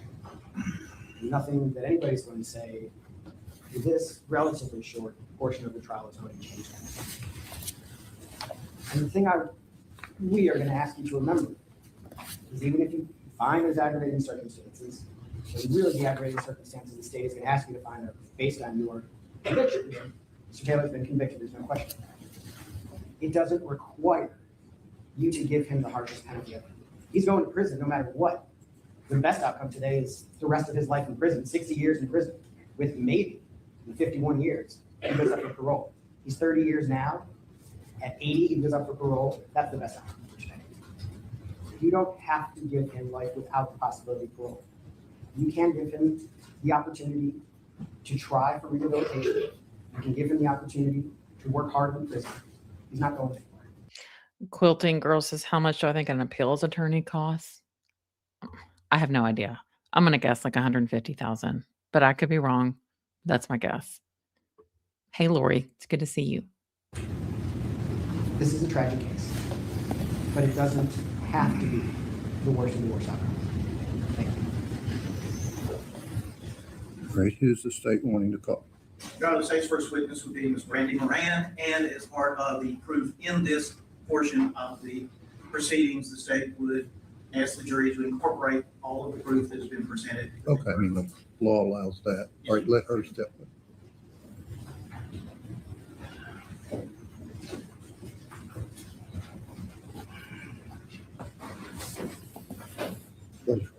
Do you swear the testimony you're about to give to be the truth, so help you God? Yes.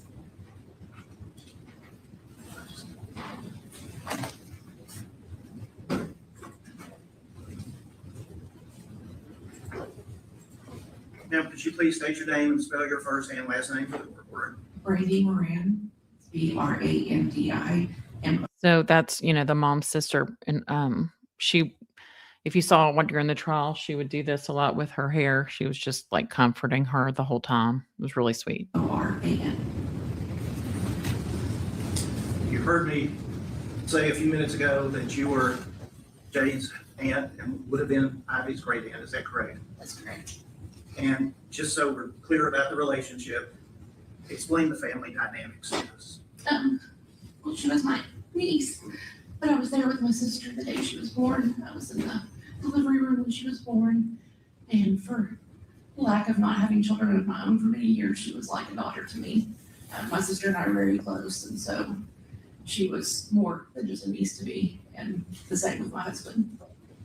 And just to be totally clear, who is your sister? My sister is Jade Benning. And so you have known or knew Jade from the moment she was born. Is The that first correct? breath she took, I saw. And throughout her life, did you remain in her life? She, like I said, was like another child, or like my only child for a long time. In fact, she was 13 when I finally had my child, and she was less than thrilled that I was bringing someone into the world to take her place, which he never did. But we took her, my husband and I took her to Disney World for the first time. I took her on her first trip to New York. She loved to travel. She was full of adventure. We traveled Europe together, and we were in each other's lives when she went to culinary school. She lived with my husband and I, so we were very, very close. And where were you when you learned about the February 25th, 2023 incident? I was at my home in Northwest Arkansas, and I was actually folding laundry. My sister called and said something's happened with Jade. I don't know what's going on, but we're heading to Nashville. And I immediately we talked for a little bit. She was in the car, and in the meantime, my husband was in the background. Northwest Arkansas doesn't have a ton of direct flights, and it's a good 10 or 11 hours from here. So he was getting flights for me the earliest that we could get in Kansas City, and we actually drove all night so I could catch a first 6 a.m. flight out of Kansas City to get to the hospital. Did you know before arriving at the hospital that Jade was expecting? Oh, yes. I learned that Jade was expecting on November 9th, 2022, because it was my son's 10th birthday, and she had actually traveled to Arizona. I was in Scottsdale for work, and my work was wrapping up, and I was flying out my son, and Jade flew out, and my best friend, so we could celebrate my son's 10th birthday together. And so she arrived at the hotel, and I was extremely excited that my event was over with, and was ready to, relax, and, wanted to have a cocktail with her, and she kept refusing. And so she finally had to tell me without everybody being there, but she had gotten me a little bag that said only the greatest aunts become great aunts, and it had a picture of ultrasound inside. So from then on, if you look at our text, every single communication after that was about this baby. And see, that would have been a good witness. And so it would be fair to say you were looking forward to being a great aunt. Oh, yes. I had already asked off work I didn't have to ask off work, I work remotely. I'd already informed my boss that from middle of June through when my son had to go back to school, I would be working remote in Nashville, helping her learn how to become a mom. Yes, the sister was there for the verdict. She was sitting there with her parents. All right, this is stepmom. And can you describe Ava and Jade's relationship? Yeah, that's tough because So this is the one I ran into in the parking garage that day. It was her and her husband, who's Jade's dad, and we talked, and they were like, "You drink those protein shakes?" And I said, "I'm so sorry for your loss." They were very, very nice. And they were about to get on the elevator, and like freaking the other people were there, Blaise's people. And so then they backed off. These people were very civil. I don't know if I could have been like that. like I said, Ava has Down syndrome, and so she's developmentally delayed, and she didn't know Jade because Jade was in Arkansas when Ava was born, and it was also during COVID, and we were taking lots of precautions about who we were exposing her to.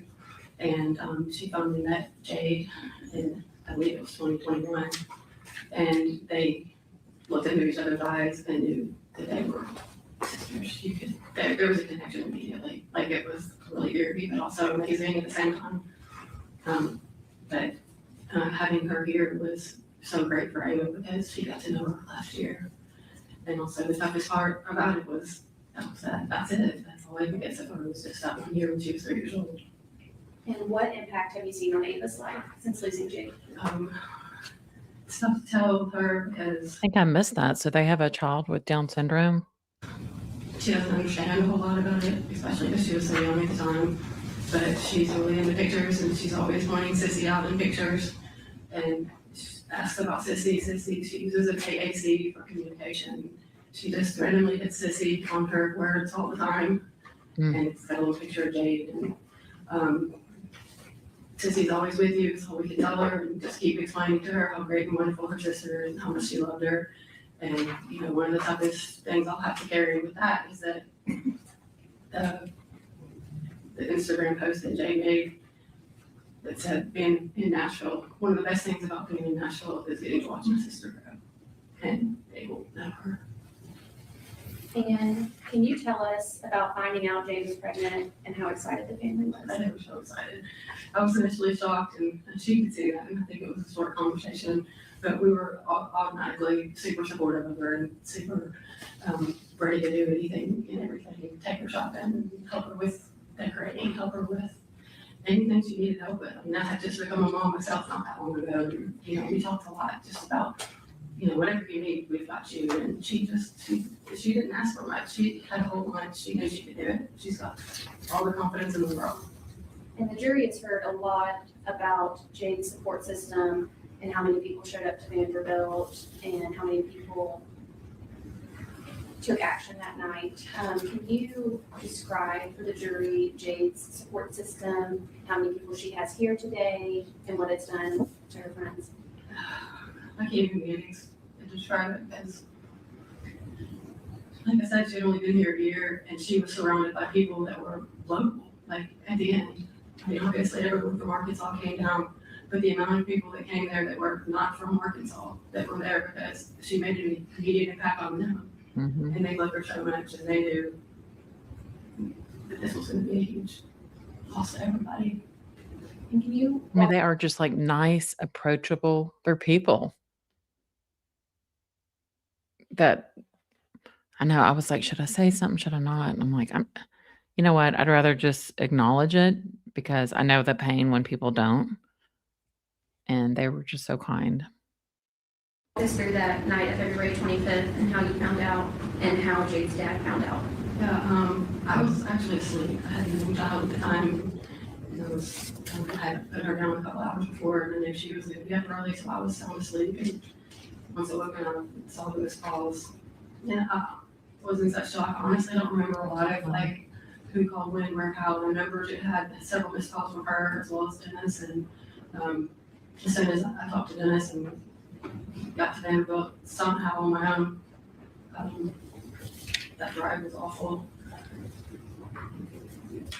I could barely even go break my legs because I knew I shouldn't make them wrong with her.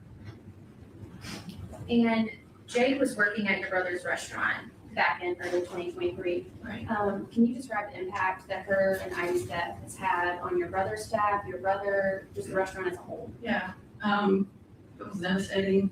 It's been really hard to watch my brother because he hired her. I mean, he didn't even hire her. He recommended her to the head chef, and it was a no-brainer for her to hire Jade. You know, he just got her interviewed. Like, but everyone at that restaurant, like, and that's the biggest thing is like they knew Jade was not doing anything she shouldn't be doing. They were like always telling me that. How great she was taking care of all the things. I'm sorry. Okay.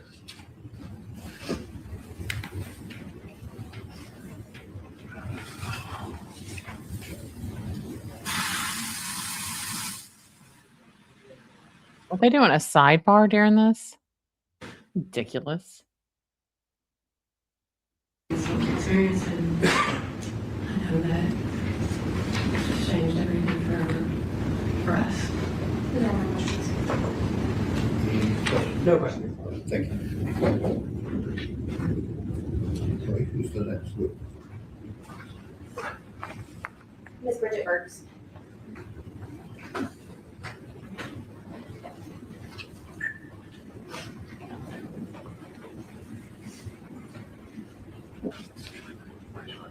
You swear to testimony you're about to give to the truth, so help you God.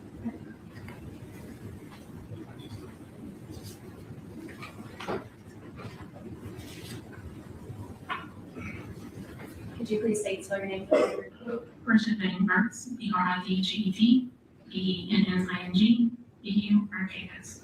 Ms. Burks, who was Jade Benning to you? Okay. And was Jade your only child? Yes.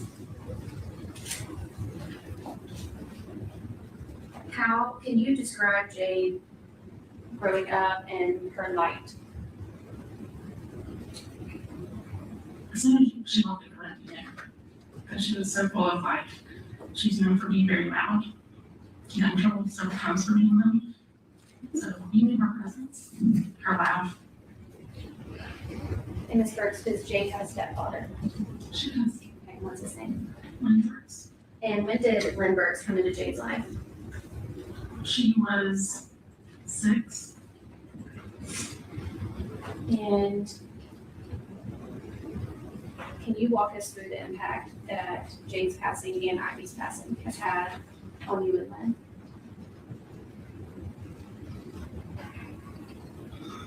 We also have 2 boys. I'm sorry, just It's interesting how they do this, and the prosecutors ask them questions and then they answer. It's not like a written statement. In Florida, I don't know what to think of it. I think I like the way Florida does it better. Makes it harder, makes us worry more about our other two boys. That was his baby girl. You couldn't tell him any different. And it's just a void that will always be there. Is your day-to-day life different without Jade? Most of the time. People ask, are you okay? I always say yes. But behind those doors sometimes. And did you and Jade talk almost, if not every single day? Yes. And Ivy would have been your first grandchild. Yeah. Can you walk us through the impact of losing Ivy? Well, yes, all my friends, they don't know me when it did. So I was excited to say I'm a grandma now. I'll never get that opportunity because it was taken from me. And is there a day that goes by that you don't think about Jade and Ivy? No, every day.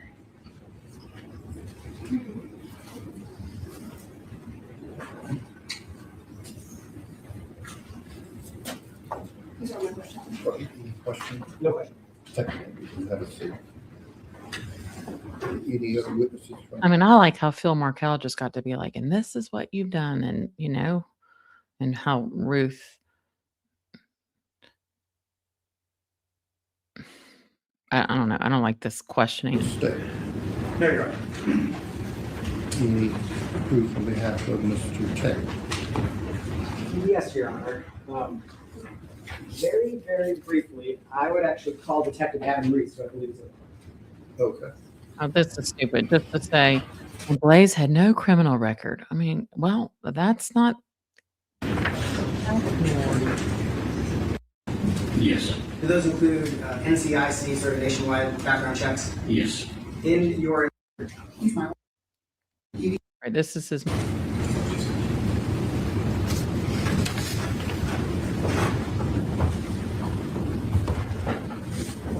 it's Dr. Taylor, right? Yes. Dr. Taylor, can you please state your full name and spell it? It's Evelyn Taylor, EVELYN, And Dr. Taylor, what is your relationship to Blaise Taylor? He's my son. And how many children do you have, Dr. Taylor? 2. And is Blaise your older child or younger child? He's my oldest. And how old are your two children? 30 and 28. So Mr. Taylor is how old? He's 30. Okay. Where do you live, Dr. Taylor? I live in Texas. I mean, this is how the whole family was the whole trial. And now reading that they were both college athletes, the mom and the dad, it kind of makes sense. It's like they can compartmentalize. Do you know what I'm saying? Can you tell us a little bit about who Blaise Taylor is? Yes. He's the best son I could ever ask for. He's a loving son, a loving brother, a loving grandson, a loving nephew, a loving friend. He's never given me any problems. All throughout school, he was an A student. He was always the teacher's pet. Back to his kindergarten teacher, so he's up with them to this day. He liked to help other children with their schoolwork because it just naturally came so quick to him, and teachers would always comment about that. He loves sports. He wanted to follow in his father's footsteps, and so he played sports. Every time he moved, he made a lot of friends. He was team captain and leadership. He was a team leader. A lot of the parents would come to me and tell me that how much respect they have for him. He was a good student in the classroom and in sports, and he was the type of boy that they wanted their children to hang around because he was never getting in any kind of trouble and was very respectful. Where did this, I'll interject for a minute. Where did Mr. Taylor grow up? He lived all over. He was born in Texas, but because of my husband's profession, we moved every few years. So we lived in Texas. From there, we went to New Mexico, and then Louisiana, and then Tennessee, then Oklahoma, and then Alabama, and then Arkansas. Yeah, glad they didn't say Auburn when they were in the state of Alabama, but Fair to say sports are kind of a big deal for your family. Yes. So you mentioned he was very involved in sports. What sports specifically was Mr. Taylor involved in? Well, his favorite sport was football. And that's real big. Yes. When did he start playing football? When he was 5 years old. And how long did he play? He played through college, and then And when did he start having sex without condoms? he got an invite to try out for New Orleans Saints upon graduation or after his senior year. And he ended up not pursuing it professionally? He didn't make the team, the Saints. How did he, let's start with high school. How did he perform in Mhm. football in high school? That is hard on a kid. I mean, I'm not making any excuses. There's plenty of kids that move around, but you're growing up. You can't ever form those like good foundational friendships. Sounds like his childhood was exhausting too. Athlete parents, coach, PhD, moving constantly. Yeah. He was a team captain in high school, one of the leaders on the team. He actually graduated early. He graduated a semester early, so he moved to college early. And you mentioned a little bit about his grades while he was team captain and playing football. How were his grades in high school? All A's. And then where did he end up going to college? He went to Arkansas State University.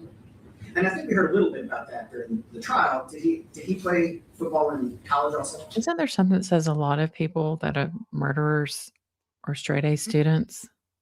Yes, he played football in college, and he actually graduated with his bachelor's and his master's degree in business in 2.5 years. He was the first college football to ever he was the first college football player to ever do that. And while he was there, he started a nonprofit, Power 102. He's very passionate about helping children in underserved areas and communities. And so while in college, he and his sister co-founded that nonprofit.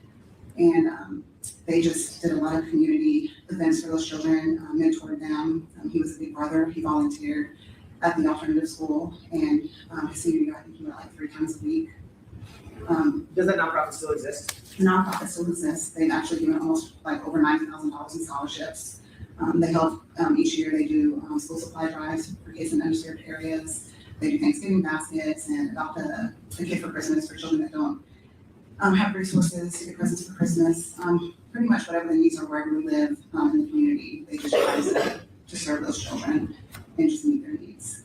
And you said Mr. Taylor's sister was involved in that as well? Yes. So if you talk to his sister Star, she'll say that he's her role model. Oh yeah, we're gonna look at this website. The Power of One or Two. Is this it? Oh yeah. Blaise Taylor. Wow, they haven't even removed this yet. Co-founder and president. Pretty sure I would have removed that during this. All right, let's.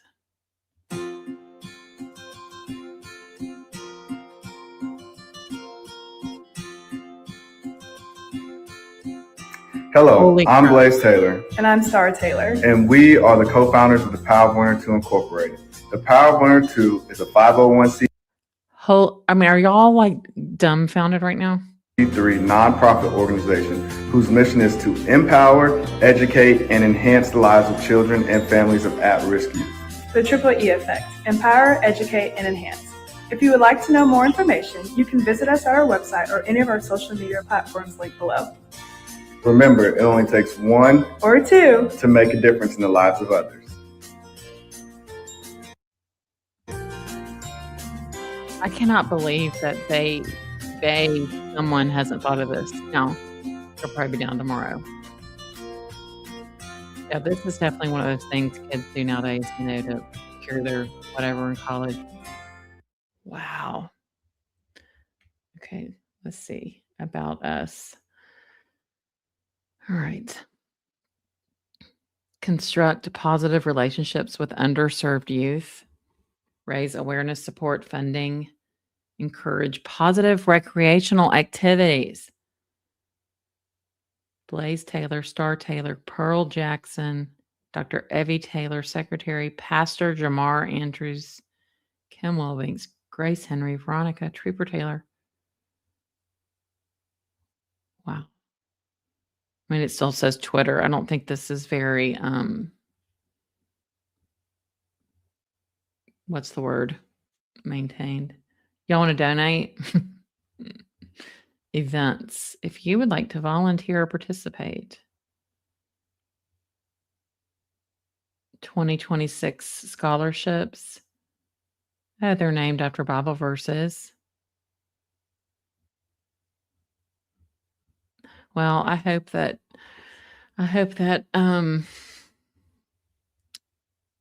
Star gets that all fixed.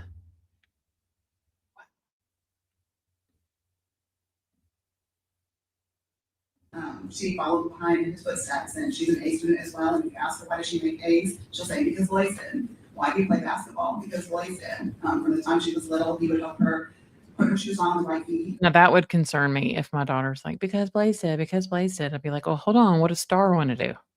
When I was her coach, she would be looking at him, and even though he was only in junior high, she valued his opinion and wanted to hear what he was saying, what she can do better, how she can improve. Whether it was in the classroom, whether it was with sports, whether it was trivia things or whatever, whenever she needed advice, she would say that she would go to her brother. Lori, high intelligence IQ with, murderers. Ruth Ann. Yeah, helping children as long as they aren't his. Yeah, I'm just dumbfounded. Oh, Lori, I was thinking his mother probably started it and made them. Yeah. Wow,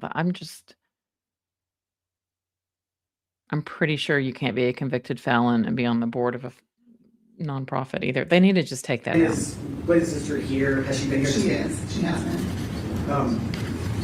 Is your family close? We're very close in a family. When we move a lot, we know we have each other, and then every time we move, we make several moves, and we always find like adopted families wherever we are. Usually through sports, kids on their sports teams, and then they become a part of our family. I know that this process has been very hard. Does Mr. Taylor have support still from your family? Oh yes, he has support from our family. We have family members here. It's just hard because we're not from Tennessee. And we've had lots of different moves of people that we're close to are in various states across the US.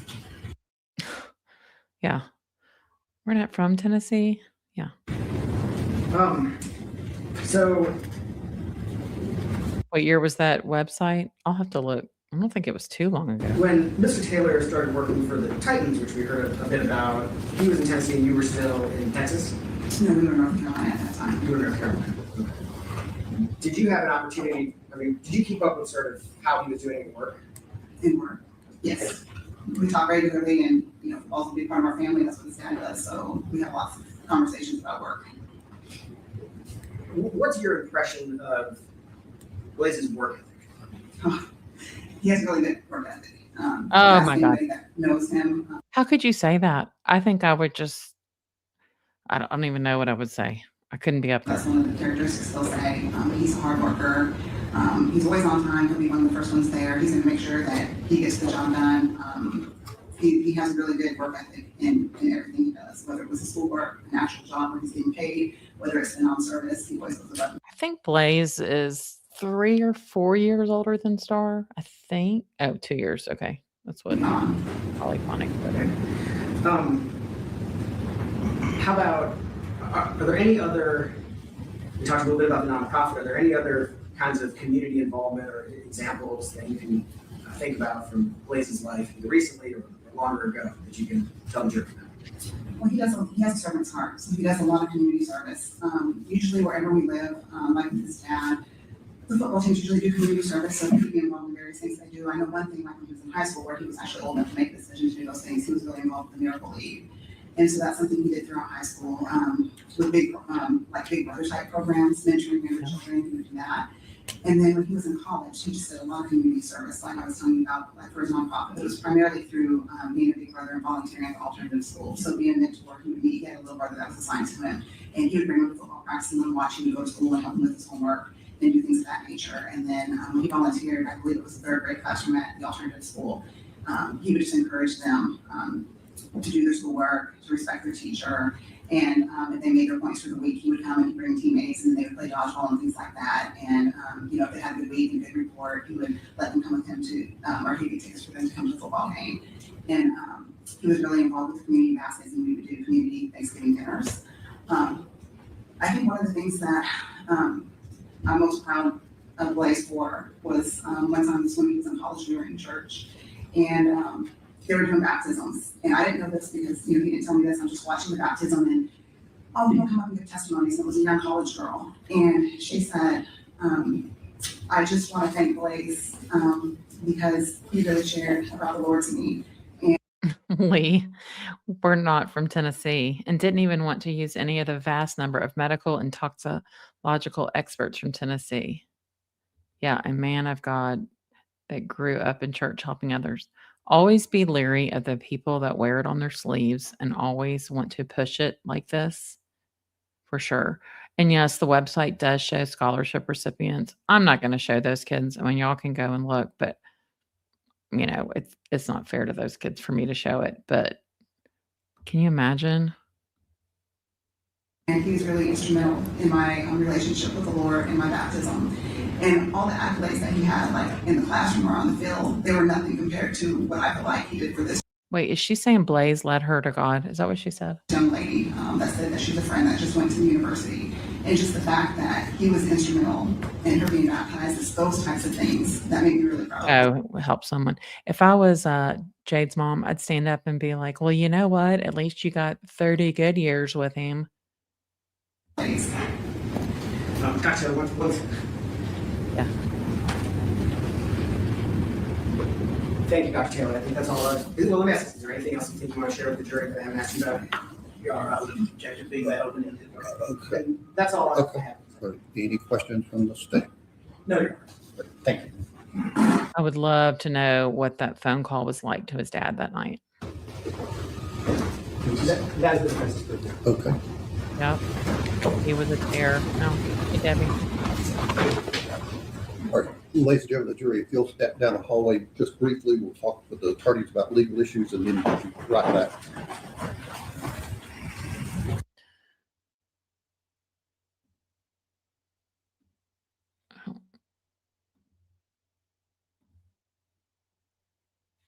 Oh, I don't remember what. We're not going to watch. For first-degree murder. The state submits that while there might not be a quantitative difference, who knows how long someone is going to live. Oh, yeah, they're going for life But there is without parole. Let's watch this guy. Life imprisonment is an appropriate punishment for Mr. Taylor. And punishment. See, I like that he said this. Like, he's not like, my client is innocent. I mean, he's like, this would be an appropriate sentence.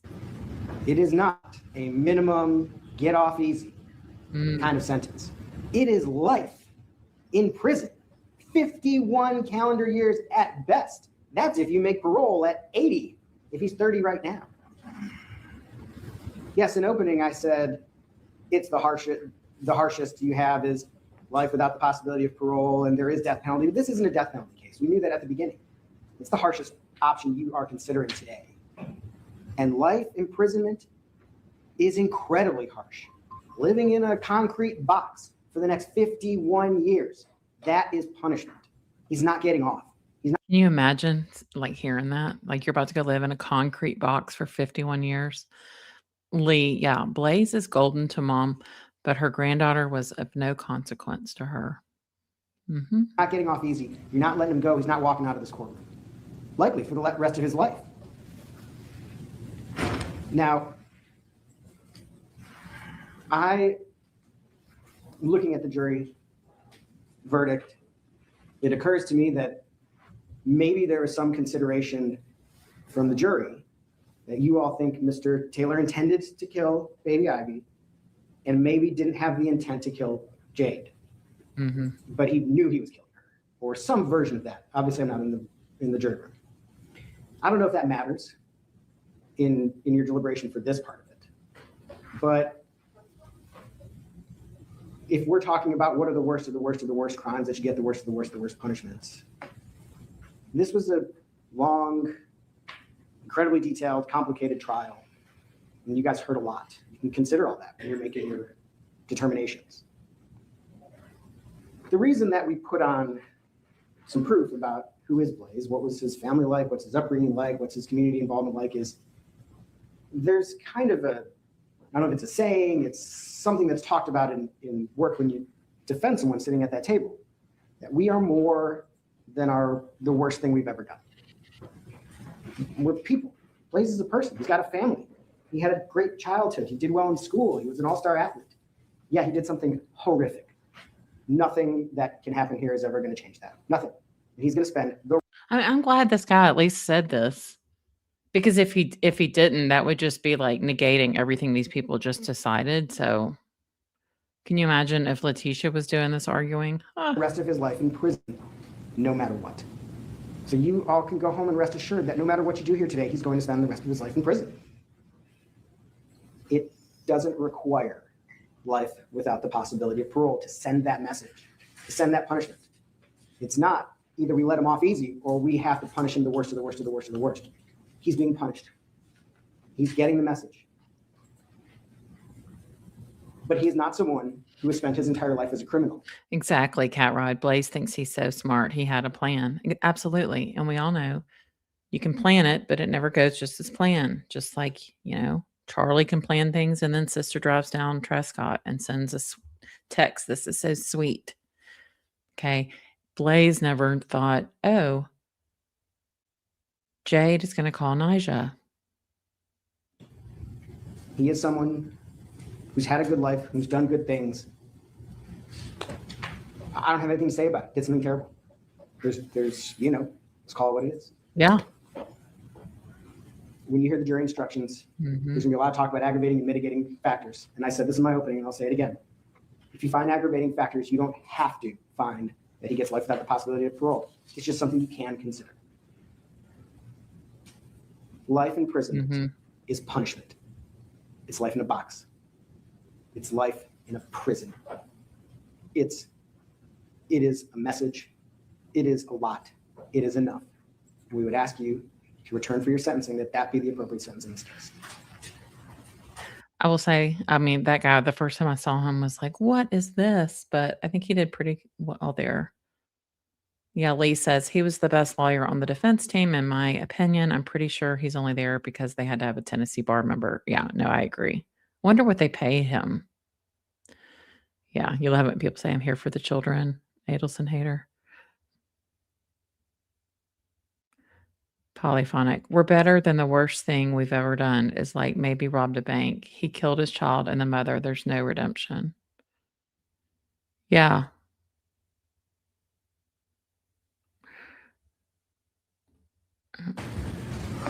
Or any rebuttal from Just very, very. I'm not jury going to is the rebuttal. sole judge of the facts and I'm just going to go to the sentence.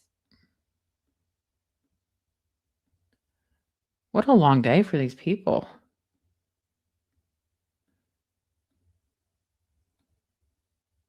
So now it makes sense, especially why they waited for the closing the next morning. I didn't know they had to do all this. I've only seen that in Florida with the death penalty.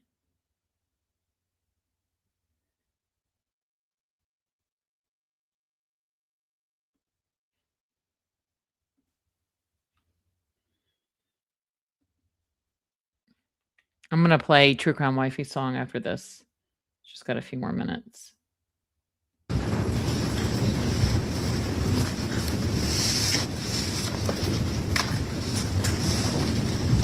All right, juror number 7, you are still the foreperson, and the jury's arrived at a verdict in terms of the sentencing issue. All right, if you would, please, ma'am, stand and announce that verdict from the jury. I also didn't like that he didn't have to stand. I thought that was BS. Verdict form. We, the jury, unanimously find that the state has proven the following listed statutory aggravating circumstance or circumstances beyond a reasonable doubt. 1, the murder was committed against a person less than 12 years of age and defendant was 18 or older. 2, the murder was knowingly committed, solicited, directed, or aided by defendant while defendant had a substantial role in committing first-degree murder. We, the jury, unanimously agree that the defendant shall be sentenced to imprisonment for life. And that is count 2. Okay. For count 3,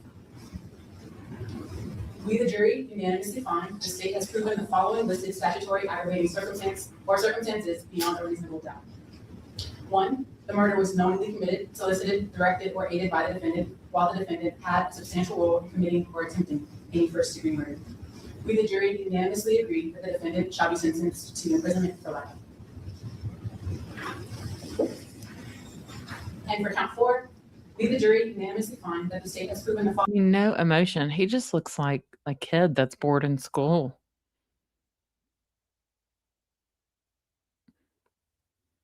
Yeah, he does. I think just because he was an athlete, he's probably just like a little smooth talker, probably had dad's Amex. Following listed statutory aggravating circumstance or circumstances beyond a reasonable doubt. 1, some murder was committed against a person less than 12 years of age and the defendant was 18 or older. 2, the murder was knowingly committed, solicited, directed, or aided by the defendant while the defendant had a substantial role in committing any first-degree murder. We, the jury, unanimously agree that the defendant shall be sentenced to imprisonment for life. All right, and that's signed by each of the jurors. Correct. All right, you could turn that document into the court. So 50 years, so he'll be 80. So he's not even eligible for parole then. So he'd have to be 80 and go before the parole board. I mean, he probably won't even make it that long. Oh, polyphonic, that's so sweet. This is the best trial coverage I've seen. That's sweet. The fact that it was in your city, we got the backstage access. I know, and I didn't even know what the heck I was doing. I'd never even been in that building. But I'm just one of these, like, just go for it and figure it out. What's that? Yeah, you're probably right. So happy. His hair, well, I think he wears it curly to try to cover up the bald spots, but it's going to be really bad when his head is shaved. Anything further from the state? No. Anything further on behalf of Mr. Taylor? No, Your Honor. All right, ladies and gentlemen of the jury, I appreciate very much your service for the last week plus to the court and your community. You'll be discharged from this case and from your jury service. You can step down the hallway with the court officer.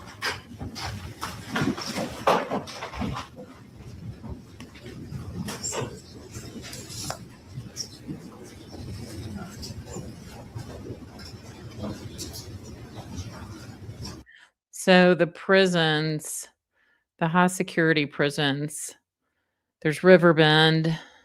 That's here in Nashville. I know where that is. It's not too far actually from the courthouse. Trousdale Turner Correctional Center. It's run by a third party, Core Civic. It's in Hartsville, Tennessee. I think that's kind of like northeast of Nashville. And then Morgan County is in Wartburg, Tennessee. So we'll see. We'll see where he goes. This is what it says here. It says visitation is canceled this weekend for the following locations. One mission team, Tennessee Department of Corrections. Well, that'll be home to Blaise. His parents, they live in Texas. Oh, thanks, Audrey. You think he twists it nervously and pulls it out? Kind of like when people pull their eyebrows. They have prison in the city. I mean, it's on the outskirts of the city. It's like out there where like the UPS hub is and the like FedEx, like the big warehouses. It's not like downtown. I'm gonna pull up True Crime Wifey's. I want y'all to hear her song she did, and John Smith helped her on Suno. She did a great job. Hold on. Nope. I'm gonna switch to it. Hold on.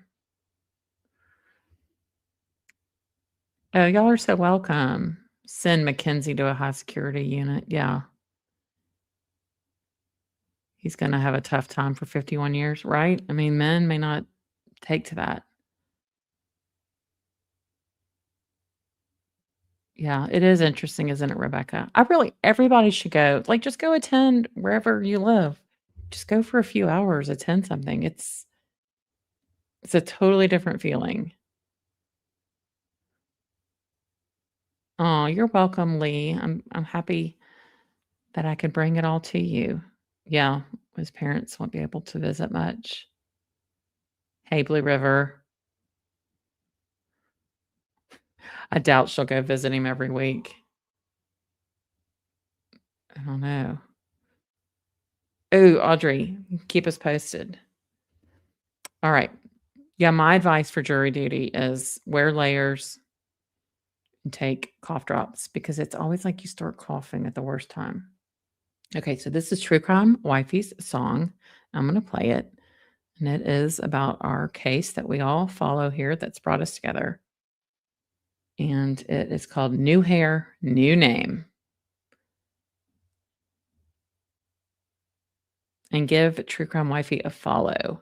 She's doing the whole timeline on the anniversary of Dan's shooting on July 18th. It'll be 12 years. And she's going to start it at 9 a.m. Eastern that day, but she's going to go through the entire timeline of the day. She's got the whole case file. It'll be good.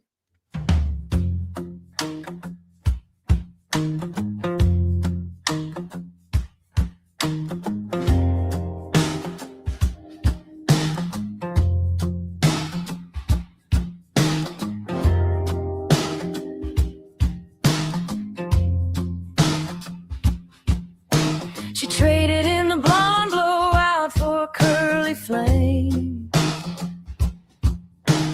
Walked out the salon with a brand new name. Different signature, different shade of blue. Whispers all around said, we all know it's you.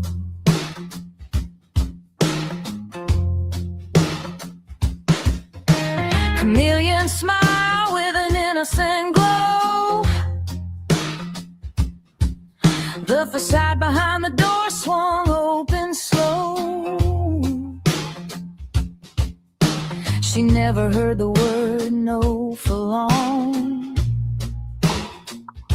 Deceit and spite kept carrying on. Mama made the phone calls, brother tried to keep it clean. Polished every headline till it barely could be seen. Silk gloves hiding fingerprints nobody could ignore. Truth kept knocking behind the locked door.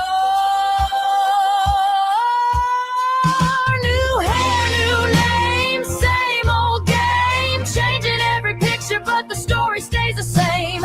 Diamonds in the daylight, secrets after dark. Trying to outrun the echo of a single spark. She's living like a queen, soon to be on the lam. She can't pretend all she wants, but she don't give a damn. You can paint the skyline, rewrite every frame, but you can't fool forever with new hair, new name.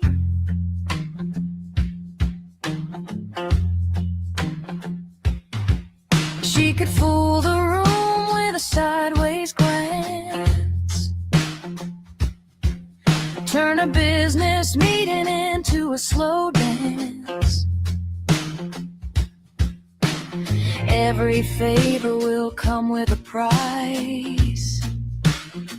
The ones who protected her, they rolled the dice. One by one they have fallen, locked up in a cell. Who will come to save her? Will they ever tell? Shaking her hair, changing her name. She cannot outrun justice, she's part of the chain. Gold in her ears, pearls on her neck, but deep down she's a wreck. Everything she wanted did not come for free. She ruined so many lives, even her own family. Justice walks slowly, gossip runs fast. Some stories fade, but some outlast. Mirrors don't forget what's behind the disguise, even if colored contacts tell beautiful lies. Oh, new hair, new name, same old shame. Running from the smoke, but remembering the blame. Fundraisers and parties can't erase the night. Truth keeps shining through, even in the dimmest light. Fortunes may protect you for a little while. She may be dressed up in a perfect smile. Curtains always fall at the end of every play. You can change your look, but the truth won't fade away. She changed her face, the world came to see. But she never could change his memory.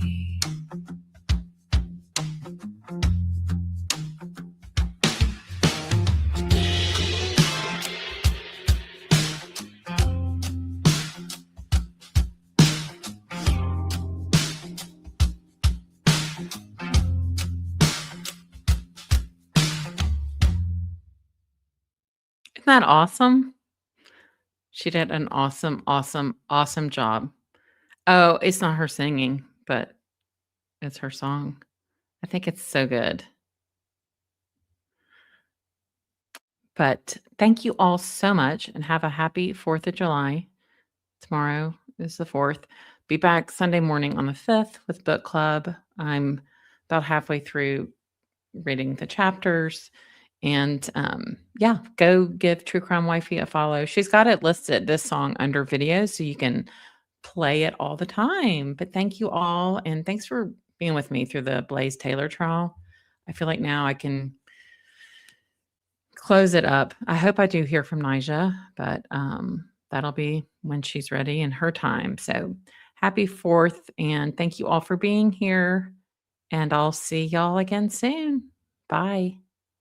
I'm Lazy B, justice seeker, story keeper, and we're still watching, waiting for justice.